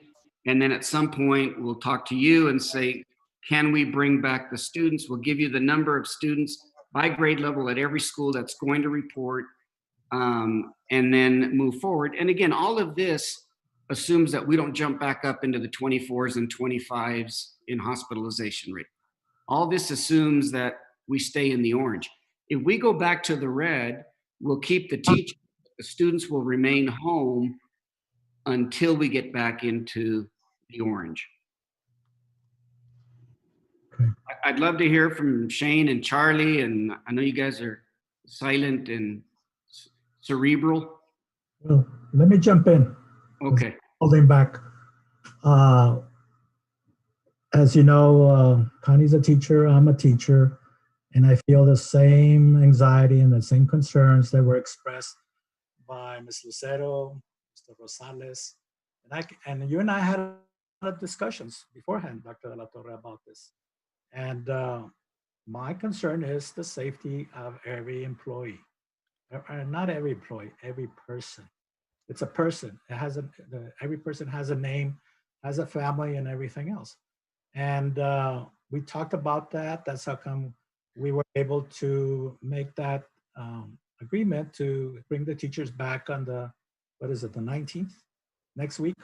Yes. And have them train for 4 days and then bring the students on the 25th. Now, that's all based on TEA holding us harmless as far as our money. Okay? Even though we don't like to talk about money, but none of us can do without it, I'm sure. It's the way we pay our bills, the way we feed our people, the way we pay our health insurance and everything else. And that money sounds like dollars, but it's like people getting paychecks. And if we do take a hit as far as $22 million, who do we say you don't have a job? Who are you going to tell you can't pay your health insurance anymore? You can't pay for your house or anything like that. So it is a balance. I'm not saying that that life is more than money. It's not money. It's the effect that it's going to have on somebody losing their job and not providing for their own family. And those are the things that we really have to think about. That balance as how we handle this. It's been very hard since the beginning of this pandemic. And it's always something else, something else. And then working with TEA, even though they did give us that, work with us with that Region 19 agreement, I'd like, we and Dr. Latorre had some good discussions about this, and his point of view and my point of view are very different. So we were able to push it out even beyond what the other school districts are doing. Teachers at EPISD are returning tomorrow.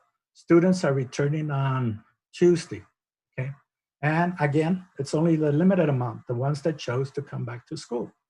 So just think this out, guys. It's not money, it's not safe, it's the livelihood and the safety and health of everyone.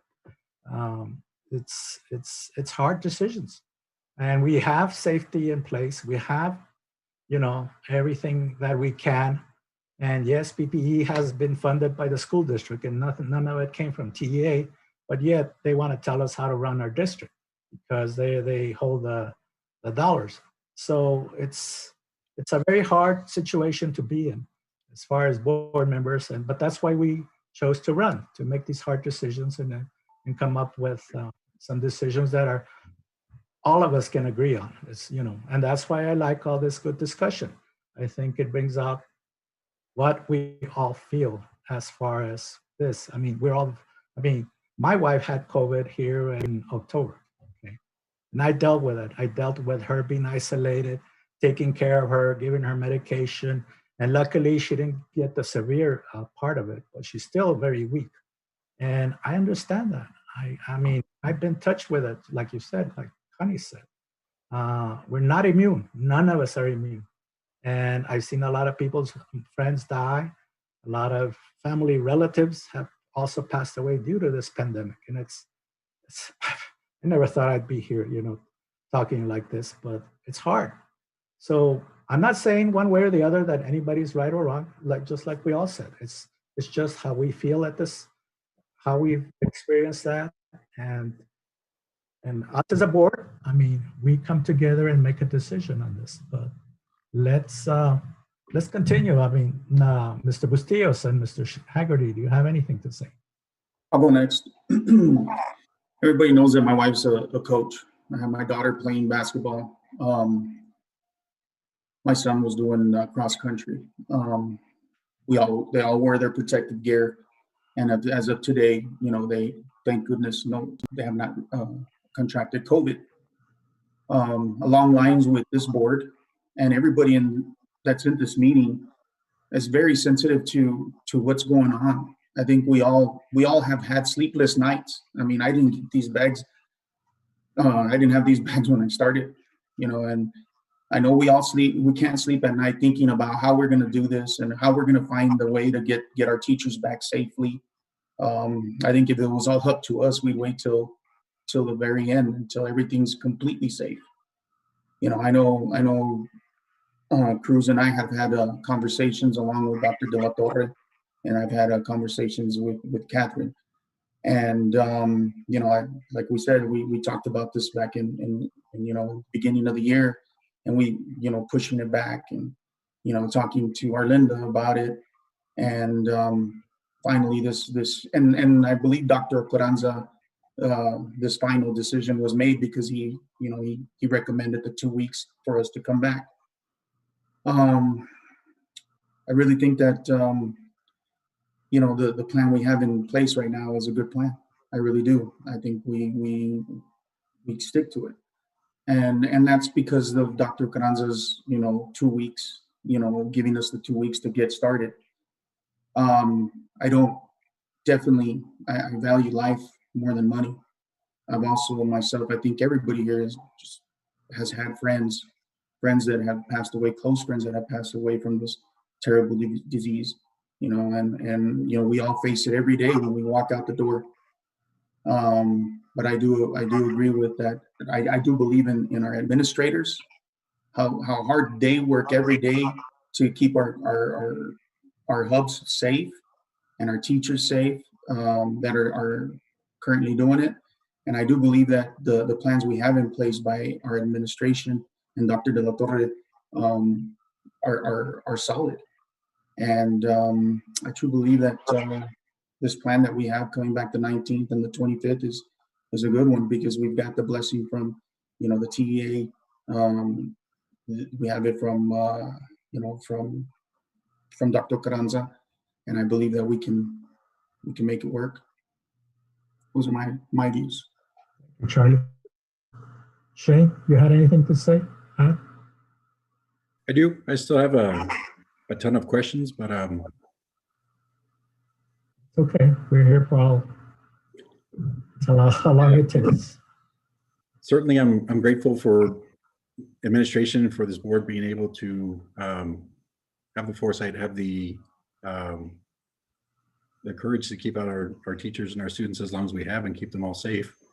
But I also know that without funding, we're looking at $25 million a month just in payroll. I don't see teachers not getting paid because they've got a contract with us, so we need to get those folks paid. And if they're working, they earned it.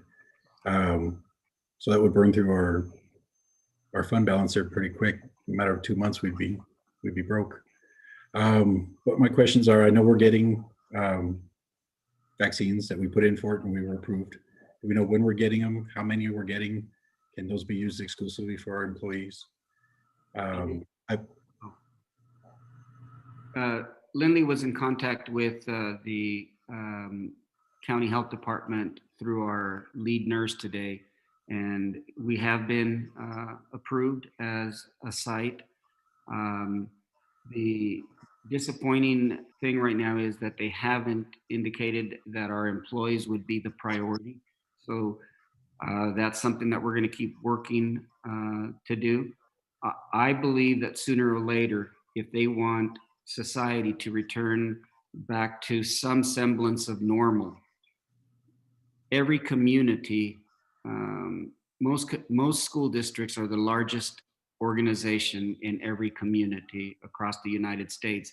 And if you want your economy to get back to normal, if you want people back to work, then I think there's a very strong argument that you need to take care of the teachers so that the students can return to school and the adults can go out and do what they need to do to raise a family. So I do think that that's going to get traction. What I don't think is going to get traction is another round of waivers. If it did, we would be the first one to bring it to the board and say, do you guys want to apply for a waiver? And I don't have a problem with that. I just wanted to make sure that we all understood that there could be some financial consequences. They could be significant. And the reason that they could be significant is because we still have to get through a legislative session where they don't cut our funding. So if they cut our funding and then they penalize us and take more funding, I worry about what would happen to us going into the next 2-year biennium with less revenue from the state and having lost funding as a result of no longer being held harmless or given a waiver because we're not making our schools available. We call them every single day. If there's a change, y'all will be the first to know. If there's even a tiny little gap you can slip through and use it to give everybody more time. But it doesn't look like that's happening. The Rio school district in the Rio, the lower valley down there by McAllen in that area, they're going through the same spike we went through back in October. They put in for it the minute they got back from the break, and it was denied within a day. I think, Dr. La Torre, how are we down? That Shane hasn't finished. I know that there are certain doctors. There's doctors in my district out here in the Parkland area that have gotten the vaccines and that they consider educators a priority, and they're giving those vaccines to educators that go when they present their identification. Are there more doctors like that? Are there doctors like that that we can partner up with that are willing to vaccinate our educators? I think that there's been enough of the vaccines going around that I think most of our first responders have gotten what they needed. I know there's some that don't want it. So Can we get My those? understanding is that you're right. Private providers or people that own the 24-hour clinics, they are not tied to the 1A, 1B. They can decide who they'd like to administer the vaccination. I think the challenge I heard was their capacity is significantly lower than what the county did, for example, the last 4 or 5 days. And we have approximately 3,000 teachers and administrators that would need to get vaccinated. And then the board's going to run into another challenge in that there are some people out there who don't trust the vaccine. And we're going to hear from teachers who have gone out and got vaccinated only to learn that some of their colleagues are unwilling to do it.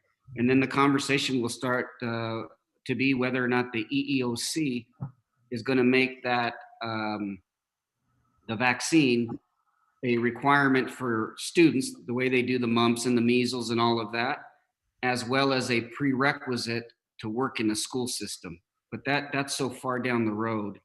But yeah, you're absolutely right, Shane. There have been private providers. Anytime somebody calls us, we let them know who we've heard of providing the vaccine. I think the whole administrative team at Bel Air went to Providence on the west side, and they were all able to get in. So there are people out there trying to get to them, but when it came to that mass distribution that they had out there on by the FedEx distribution site, they were turning people away. We heard a story where one teacher got registered because they were 65, so they invited 3 or 4 more teachers to come along with them. When they got there, they denied the vaccine to the 4 teachers that had waited in line for 3 hours and only gave it to the one that had registered and was eligible. And they were heartbroken. I think that once we do get everyone vaccinated, then all these discussions kind of become moot. I mean, everybody be protected, but then how many cases have we had at the hubs? How many teachers have come down with COVID because of having the hubs? And are the hubs, I've been to the hubs, I've seen them. I don't see how being in the classroom with as few students are going to return be any more or any less of a hotbed for COVID than the hubs are. So if we're seeing teachers get infected at the hubs, I think that's what we can expect in the classroom. Very few, and I'm made aware of anytime there is. The bigger positive cases have been with custodians and groundskeepers, and they usually come forward and say that they spent a weekend with a relative who had been around somebody that, so that's been the narrative. I'm sorry. That's been the narrative. Even among the people that have tested positive with us, they've been able to help us quickly to contact trace and determine where the event was, who they were with. So no, our hubs have not resulted in a lot of positive cases for our substitute teachers, but they are a little bit afraid. So it's getting harder and harder to get substitute teachers in the classroom. Sorry, I have the hiccups. Get some water. I'll run and get it.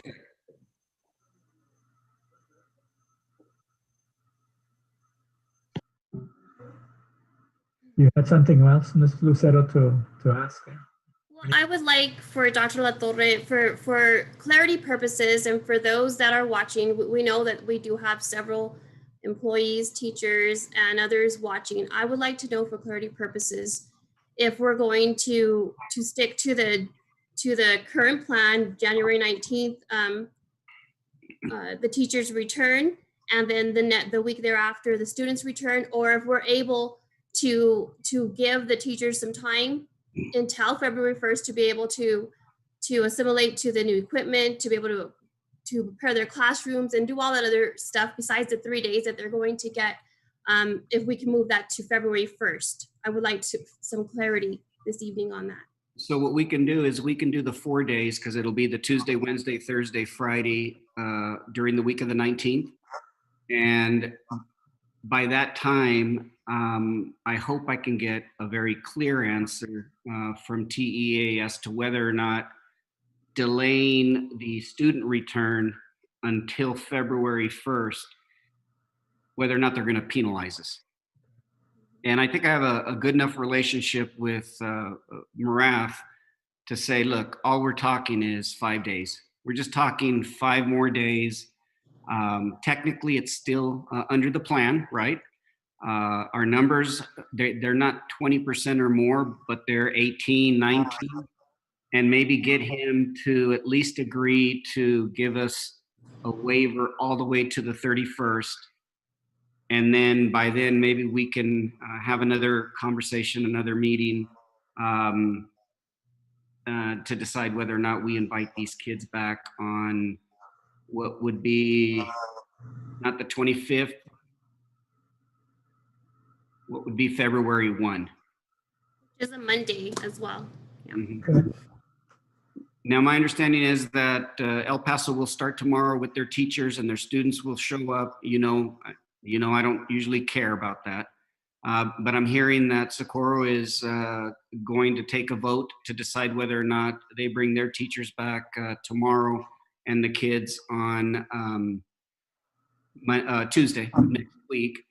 So we may hear from some parents who have been anxious to get their kids back in our schools. You may hear it, but I think we're all kind of on the same page, and we can, I think, make a rational explanation for why we're not starting tomorrow and having kids come on Tuesday of next week.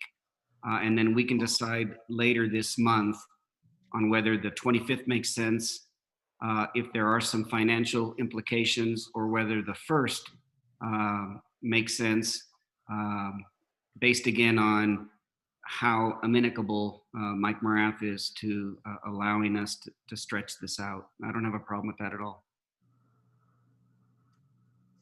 Sounds good to me. We have Trustee Rosales who'd like to speak. Mr. Rosales.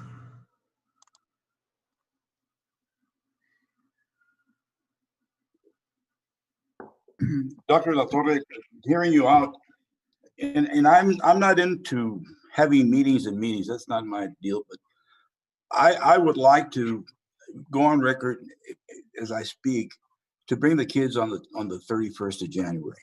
Now, after your discussions with Marath and certain things that are brought to us in terms of the economic impact, why don't we leave that open for us to get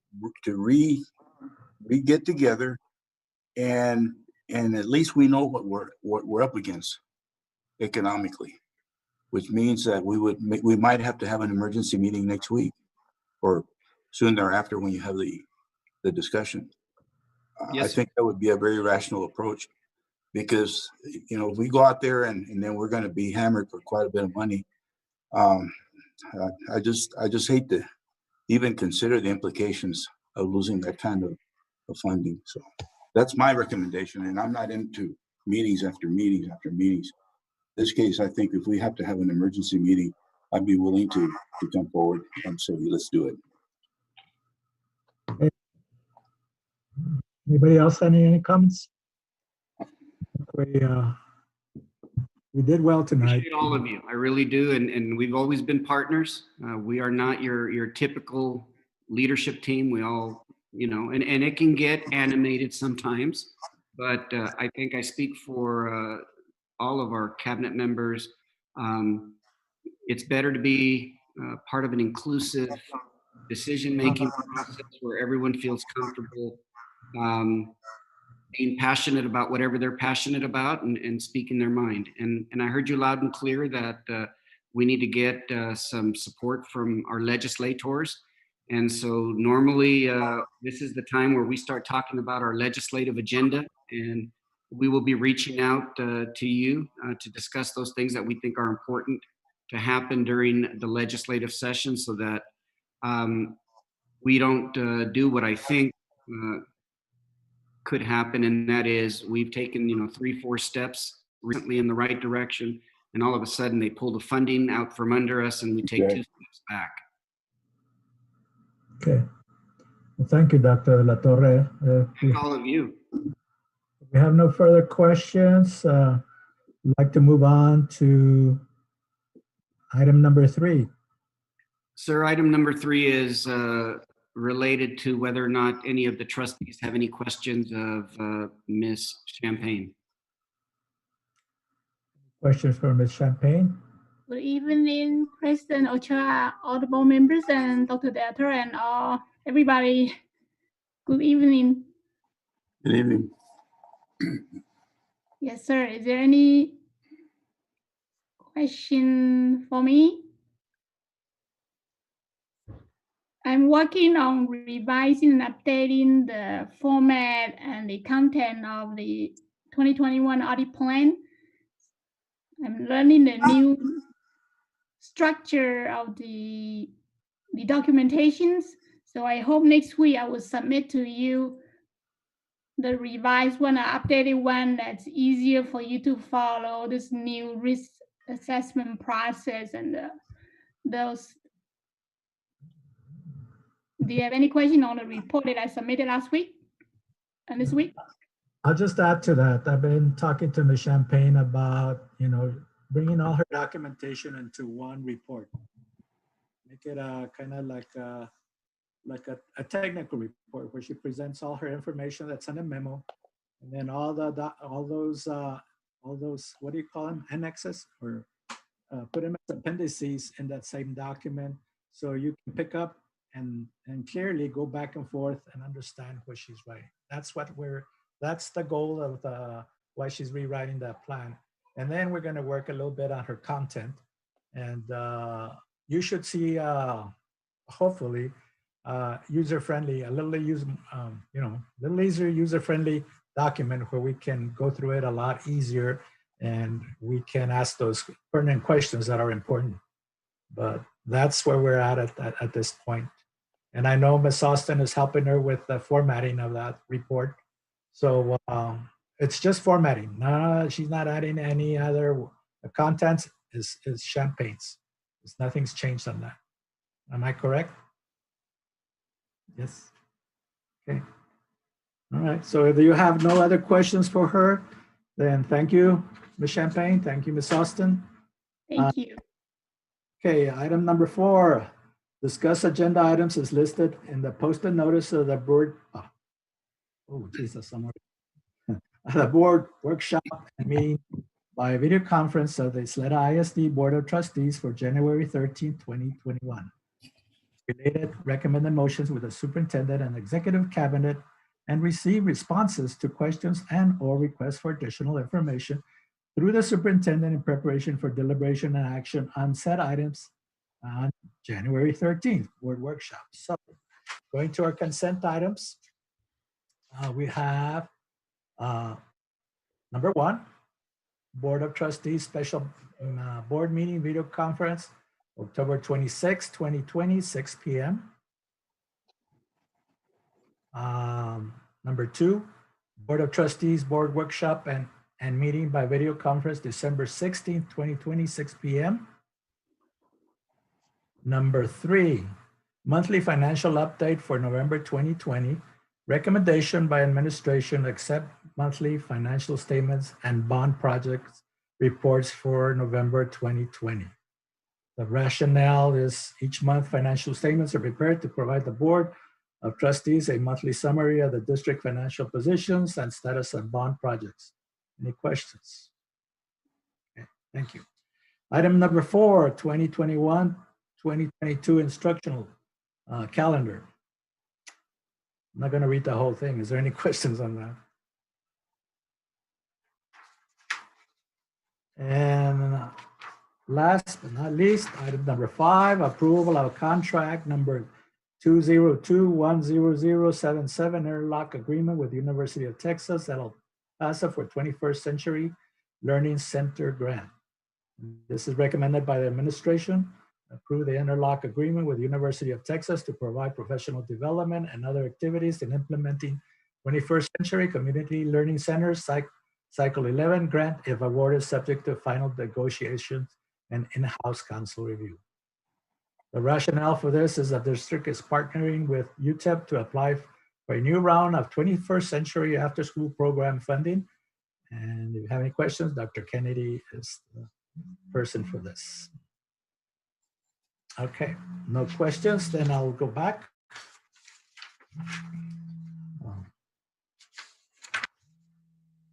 Okay.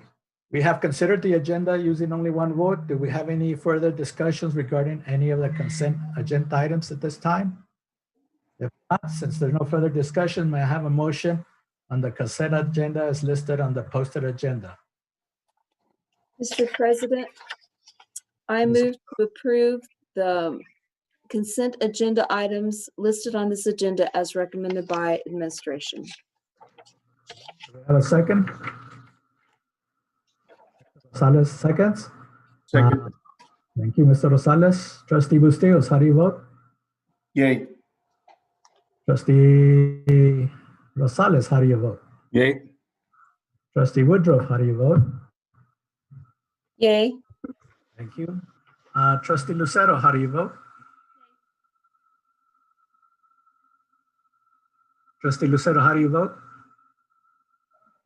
Yay. Okay. Trustee Haggerty, how do you vote? Yes. And I, Trustee Ochoa, vote yes. Results are in, 6 in favor. Okay. Thank you so much. Now we'll go on to the policy items. Would you have another item there, Dr. De La Torre? Sorry. No problem. I know that it's hard to think about recognitions and recognizing all the accomplishments and achievements that you as a board have accomplished, but it is Board of Trustees Month. And I have something I'd like to read to you. We all got together and we felt like it reflects the kind of year we've had. It is our distinct honor and pleasure to join with colleagues in school districts across the state to celebrate School Board Recognition Month, which highlights the critical role our school elected trustees play in our community. School board members are extraordinary people who voluntarily tackle the immense job of governing school districts. The scope of that task in 2020, however, required an entirely different and enormous amount of responsibility, compassion, and we appreciate flexibility as you worked tirelessly to guide students and schools through the challenges of the COVID-19 pandemic. Under normal circumstances, serving as a trustee is a demanding job, and right now it's absolutely heroic. More than ever, we are grateful for our trustees' thoughtful wisdom and guidance that enables them to make the tough decisions, and we got a little taste of that this evening, that are in the best interest of our faculty, our staff, and our students. President Ochoa, Vice President Bustillos, Secretary Lucero, Mr. Haggerty, Mr. Ramirez, Mr. Rosales, and Mrs. Woodruff, you are the hardest working volunteers at the Ysleta Independent School District, and we commend you for your dedication, your strength of character, and steadfast support of our students, teachers, and our schools. As a virtual token of our appreciation, we ask that you regularly check social media this month, as every school in your learning community will be posting their personal message of thanks to you for your support.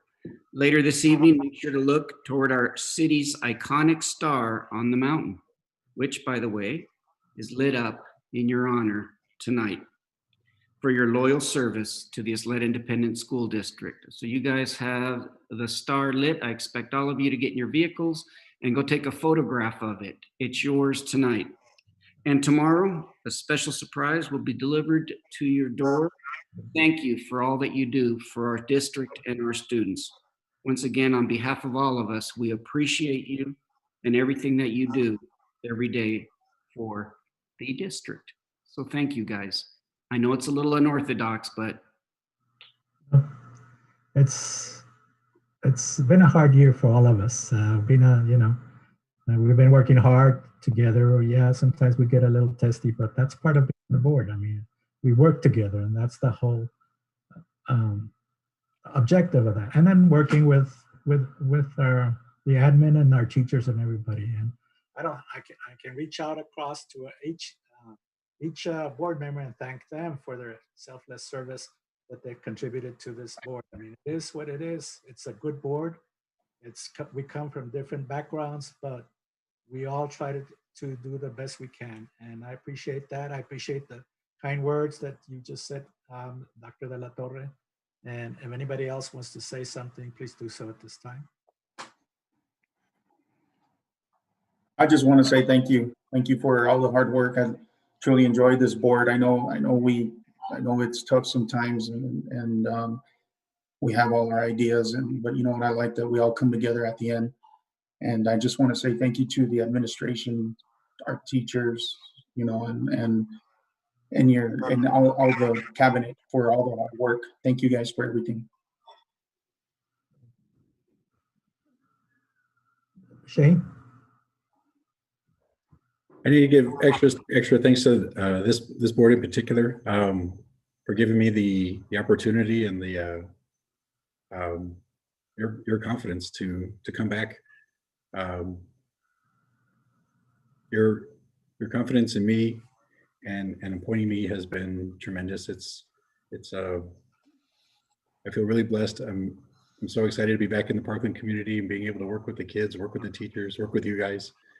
And the way the community has embraced me has been nothing short of amazing. But again, it was due to the confidence that you all had in me and the trust you had. So I thank each and every one of you and wish you a very happy Board Appreciation Month. Thank you. Shane. Ms. Woodruff. So I'd just like to say thank you to all of you too. I know anything worth doing is never easy. And I just feel very blessed that we are able to talk and make decisions without losing our heads and all the kinds of things that you hear many other boards do. I truly respect each and every one of you guys, and I just thank you for letting me have the privilege of serving with you. Thank you, Ms. Woodruff. Ms. Ysleta. Yeah, thank you for that, for what you said, Dr. La Torre. I think it's good to hear sometimes. I think that it definitely has been a year, a struggle of a year, but I think that we've come together and we have the difficult conversations as board members, and we definitely don't always agree. And I think it's good not to always agree, because we serve different communities and we come from different places, and it's important to have the discussions. We do our due diligence for the public and our teachers and our employees. I have an extent amount of gratitude to my community for allowing me to serve as a board member. And I thank you guys for all that you do, my fellow trustees. I appreciate each and every one of your views, your perspectives, when we agree and when we don't agree.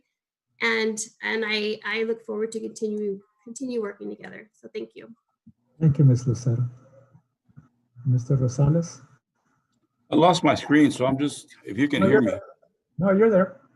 In mine I can't, but anyway, I just, it's been a real joy for me to be around and working with this district. I've said it over and over since I've been on the board. I've been on other boards. The quality, the professionalism that we have in the administration, the team, and of course our leader. And that doesn't mean that we agree on everything that we are faced with. The fact is that this is a very effective board, and the effectiveness comes from your measuring to your responsibilities. I personally look at things. The people out there voted me to do one thing, to do what's right. And I will not be intimidated or steered by one individual's points of view. I'll measure things accordingly. And that's something that I wanted to mention to you all. The challenges that we have been given, they're given for some reason. And we were called to this group for some reason. And so it's very appreciative of me to be among you guys And as we talk about this, I'm glad that we refrain from making this a debate on issues that one board member feels one way, another one feels a way, and then the other one turns around and wants to correct. That's not a board. A board is here to make decisions. We've got a lot of money in the budget, and it's our responsibility to carry it out appropriately. But more than anything else, don't ever lose sight of the fact that we're here to take care of our children, and we're here to take care of our employees. Thank you. Well said, Mr. Rosales. Okay, so thank you so much. Again, thank you for the recognition. It is a little awkward because of the situation, but we deeply appreciate it. We deeply appreciate that. Okay, thank you. Okay, so now we move on to the policy items. We have one. It's policy EIC, Local Academic Achievement Class Ranking. Is there any discussion? Okay, with no further discussion. Whoa, what happened? Are we still there? I'm here. I think Miss Austin is sharing her screen. Susan, can you hear us? Did she want to add something to this? Nobody was going to discuss anything on that. But if she feels that she wants to point something out to the board, that's fine. Yes, I'm sorry. Can you hear me now, Mr. Ochoa? Yes. Okay, I apologize. Board members, this was a revised version of the policy that was sent to you in an email. I just wanted to point out to for the public that this will be posted with the minutes, and it's slightly different than what's in the board book. And it actually references the number of points that will be awarded. So I just wanted to point out that change. Thank you very much. Okay, thank you, Ms. Austin, for pointing that out. It is in the board book, and it is public information. So I know some people are very interested in that. So if there's no further discussion, may I have a motion? Mr. President, Ms. Woodruff? I move that we approve Ysleta-specific revisions as proposed to policy EIC Local Academic Achievement Class Ranking as shown on revision provided to board. Okay, thank you. May I have a second? Second. Mr. Bustillos seconds it.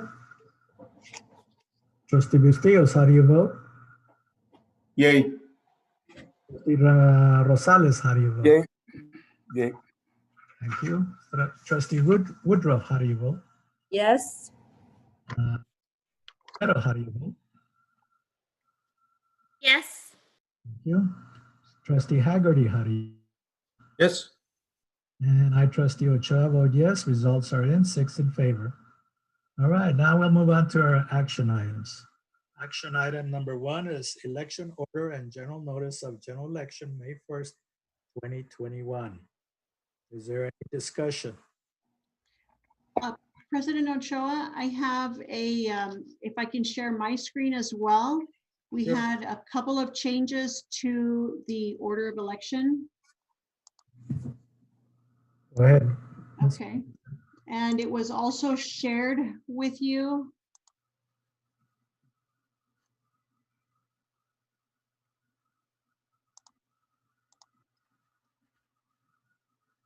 I'm gonna share in just a second.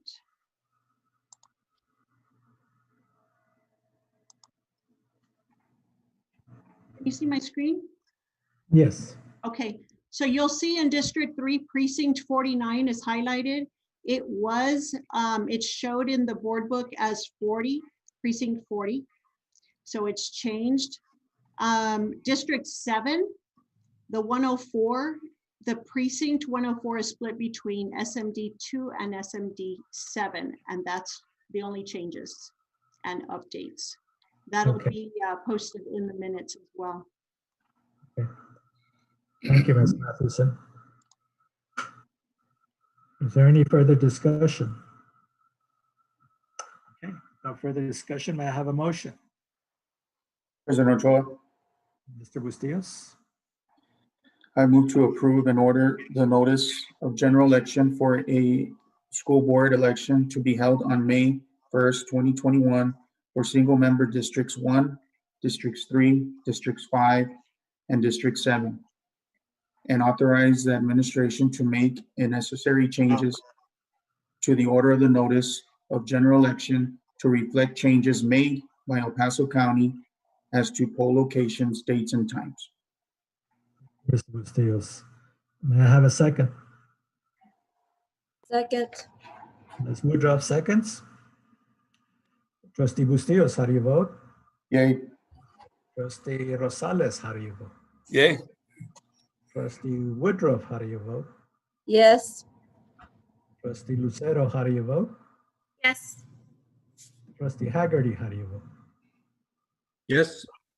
And I, Trustee Ochoa, vote yes. Results are in, 6 in favor, sorry. 6. All right, action item number 2, award of phase 4 solicitation number bond 2019 RFP-01 EP 1904 Bel Air High School additions and renovations. Is there any discussion? I have a question. Sure. Can somebody explain to me, I was looking it over, just explain to me what the COVID-19 allowance is. It was on page 2 and 59 on our packet. What does that indicate? So they have some uncertainty built in. It's much like a contingency in case prices come back dramatically changed or they're required to implement other procedures or measures to accommodate changes based on COVID-19. So that means it can go from, you know, the building materials to admin, to everybody that's on site, safety, all that? It can cover a number of things, but keep in mind, if it's not necessary, then it's not included and we don't spend it. But it is a buffer, if you will. Okay, thank you. Thank you. The amount or the total amount of the award? I'm sorry, I didn't hear you, Ms. Lucero. What is the amount of the award?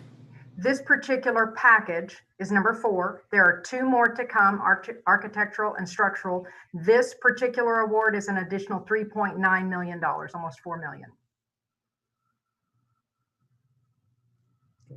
Thank you, Ms. Leeper. Any other questions? If not, no more further discussion. May I have a motion? Mr. President, Ms. Woodruff, I move to approve award of phase number 4 solicitation bond 2019 RFP 01 BP 1904 Bel Air High School additions and renovations for $3,997,139. I'm sorry, let me say that again. $3,997,139. I'm saying it wrong every time. I'm sorry. I guess I'm getting tired here. Let's try that again. $3,997,139 to Buford Thompson Company, LLC from bond funds towards the guaranteed maximum price, with remaining packages totaling the guaranteed maximum price and estimated cost of construction presented at subsequent board meetings contingent upon final negotiation of contract documents and legal counsel review. A second. Shane, you second? Yes, sir. Okay, thank you. We have a second by Mr. Shane Haggerty. Trustee Bustillos, how do you vote? Yay. Trustee Rosales, how do you vote? Yes. Trustee Woodruff, how do you vote?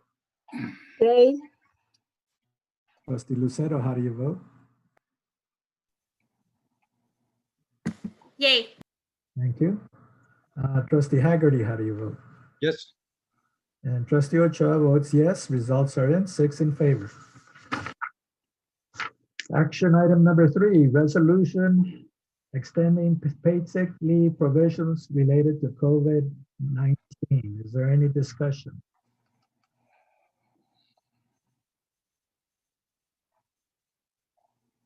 No discussion. I just want to thank for this coming up to the board. I think it's very important that we know that we're taking care of our community and our workforce. This is something that is needed because of the situation. Normally, we wouldn't even be talking about this, but thank you so much. I think Ms. Lucero. I do have a question. I understand that and I spoke to Bobby about this, so I just wanted to make sure that I get it out there in the public, just for clarification. So if a teacher is asymptomatic, they're allowed to work from home, and a sub will be provided for a period of time, and that won't affect their leave. As I understand it, I'm just going to let you know the questions and what I understand, Bobby. That way, I'm not okay.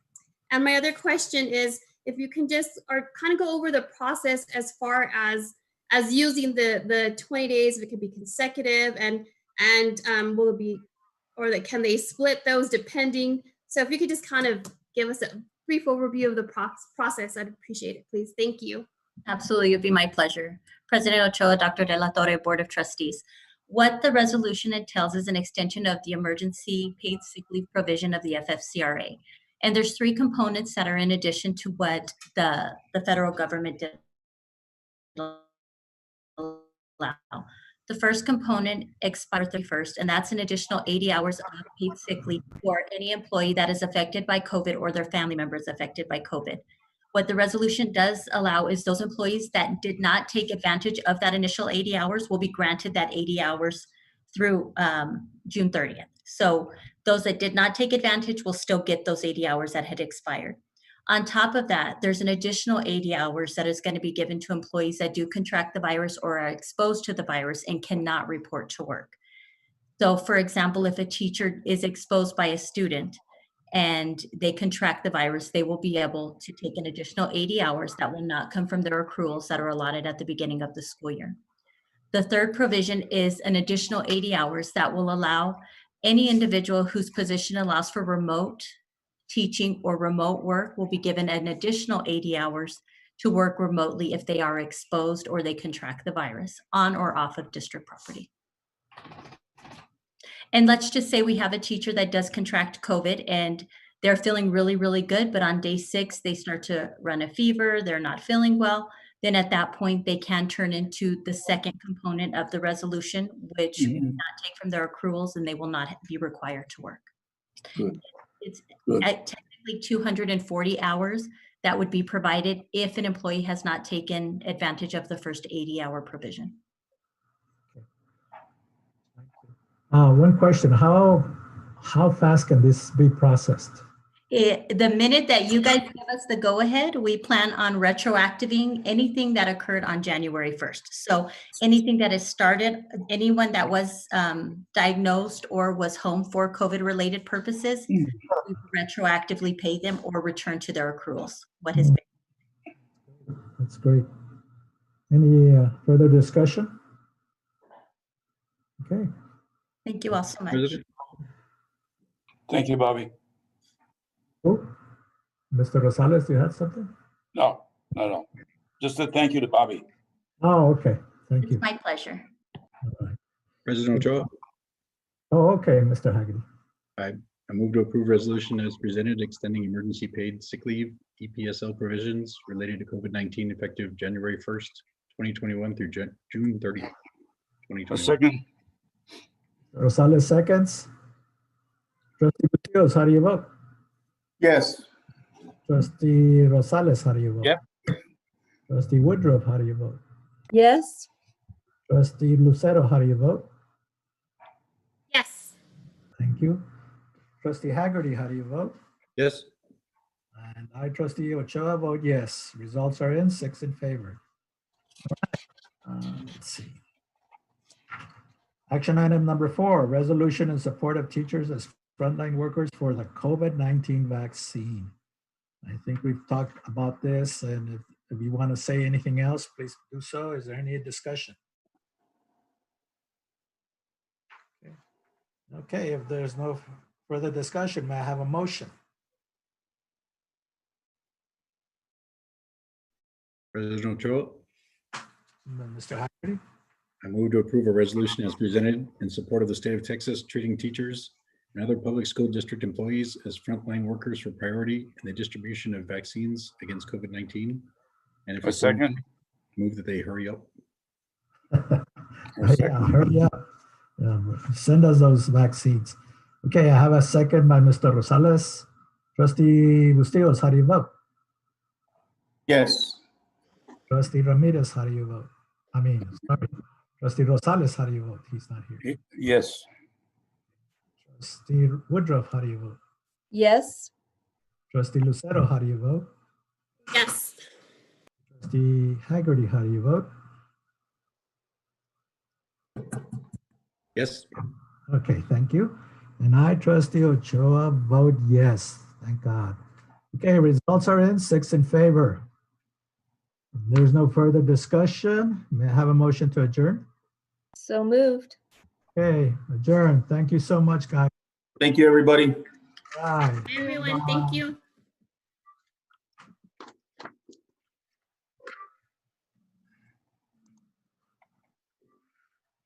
Good night.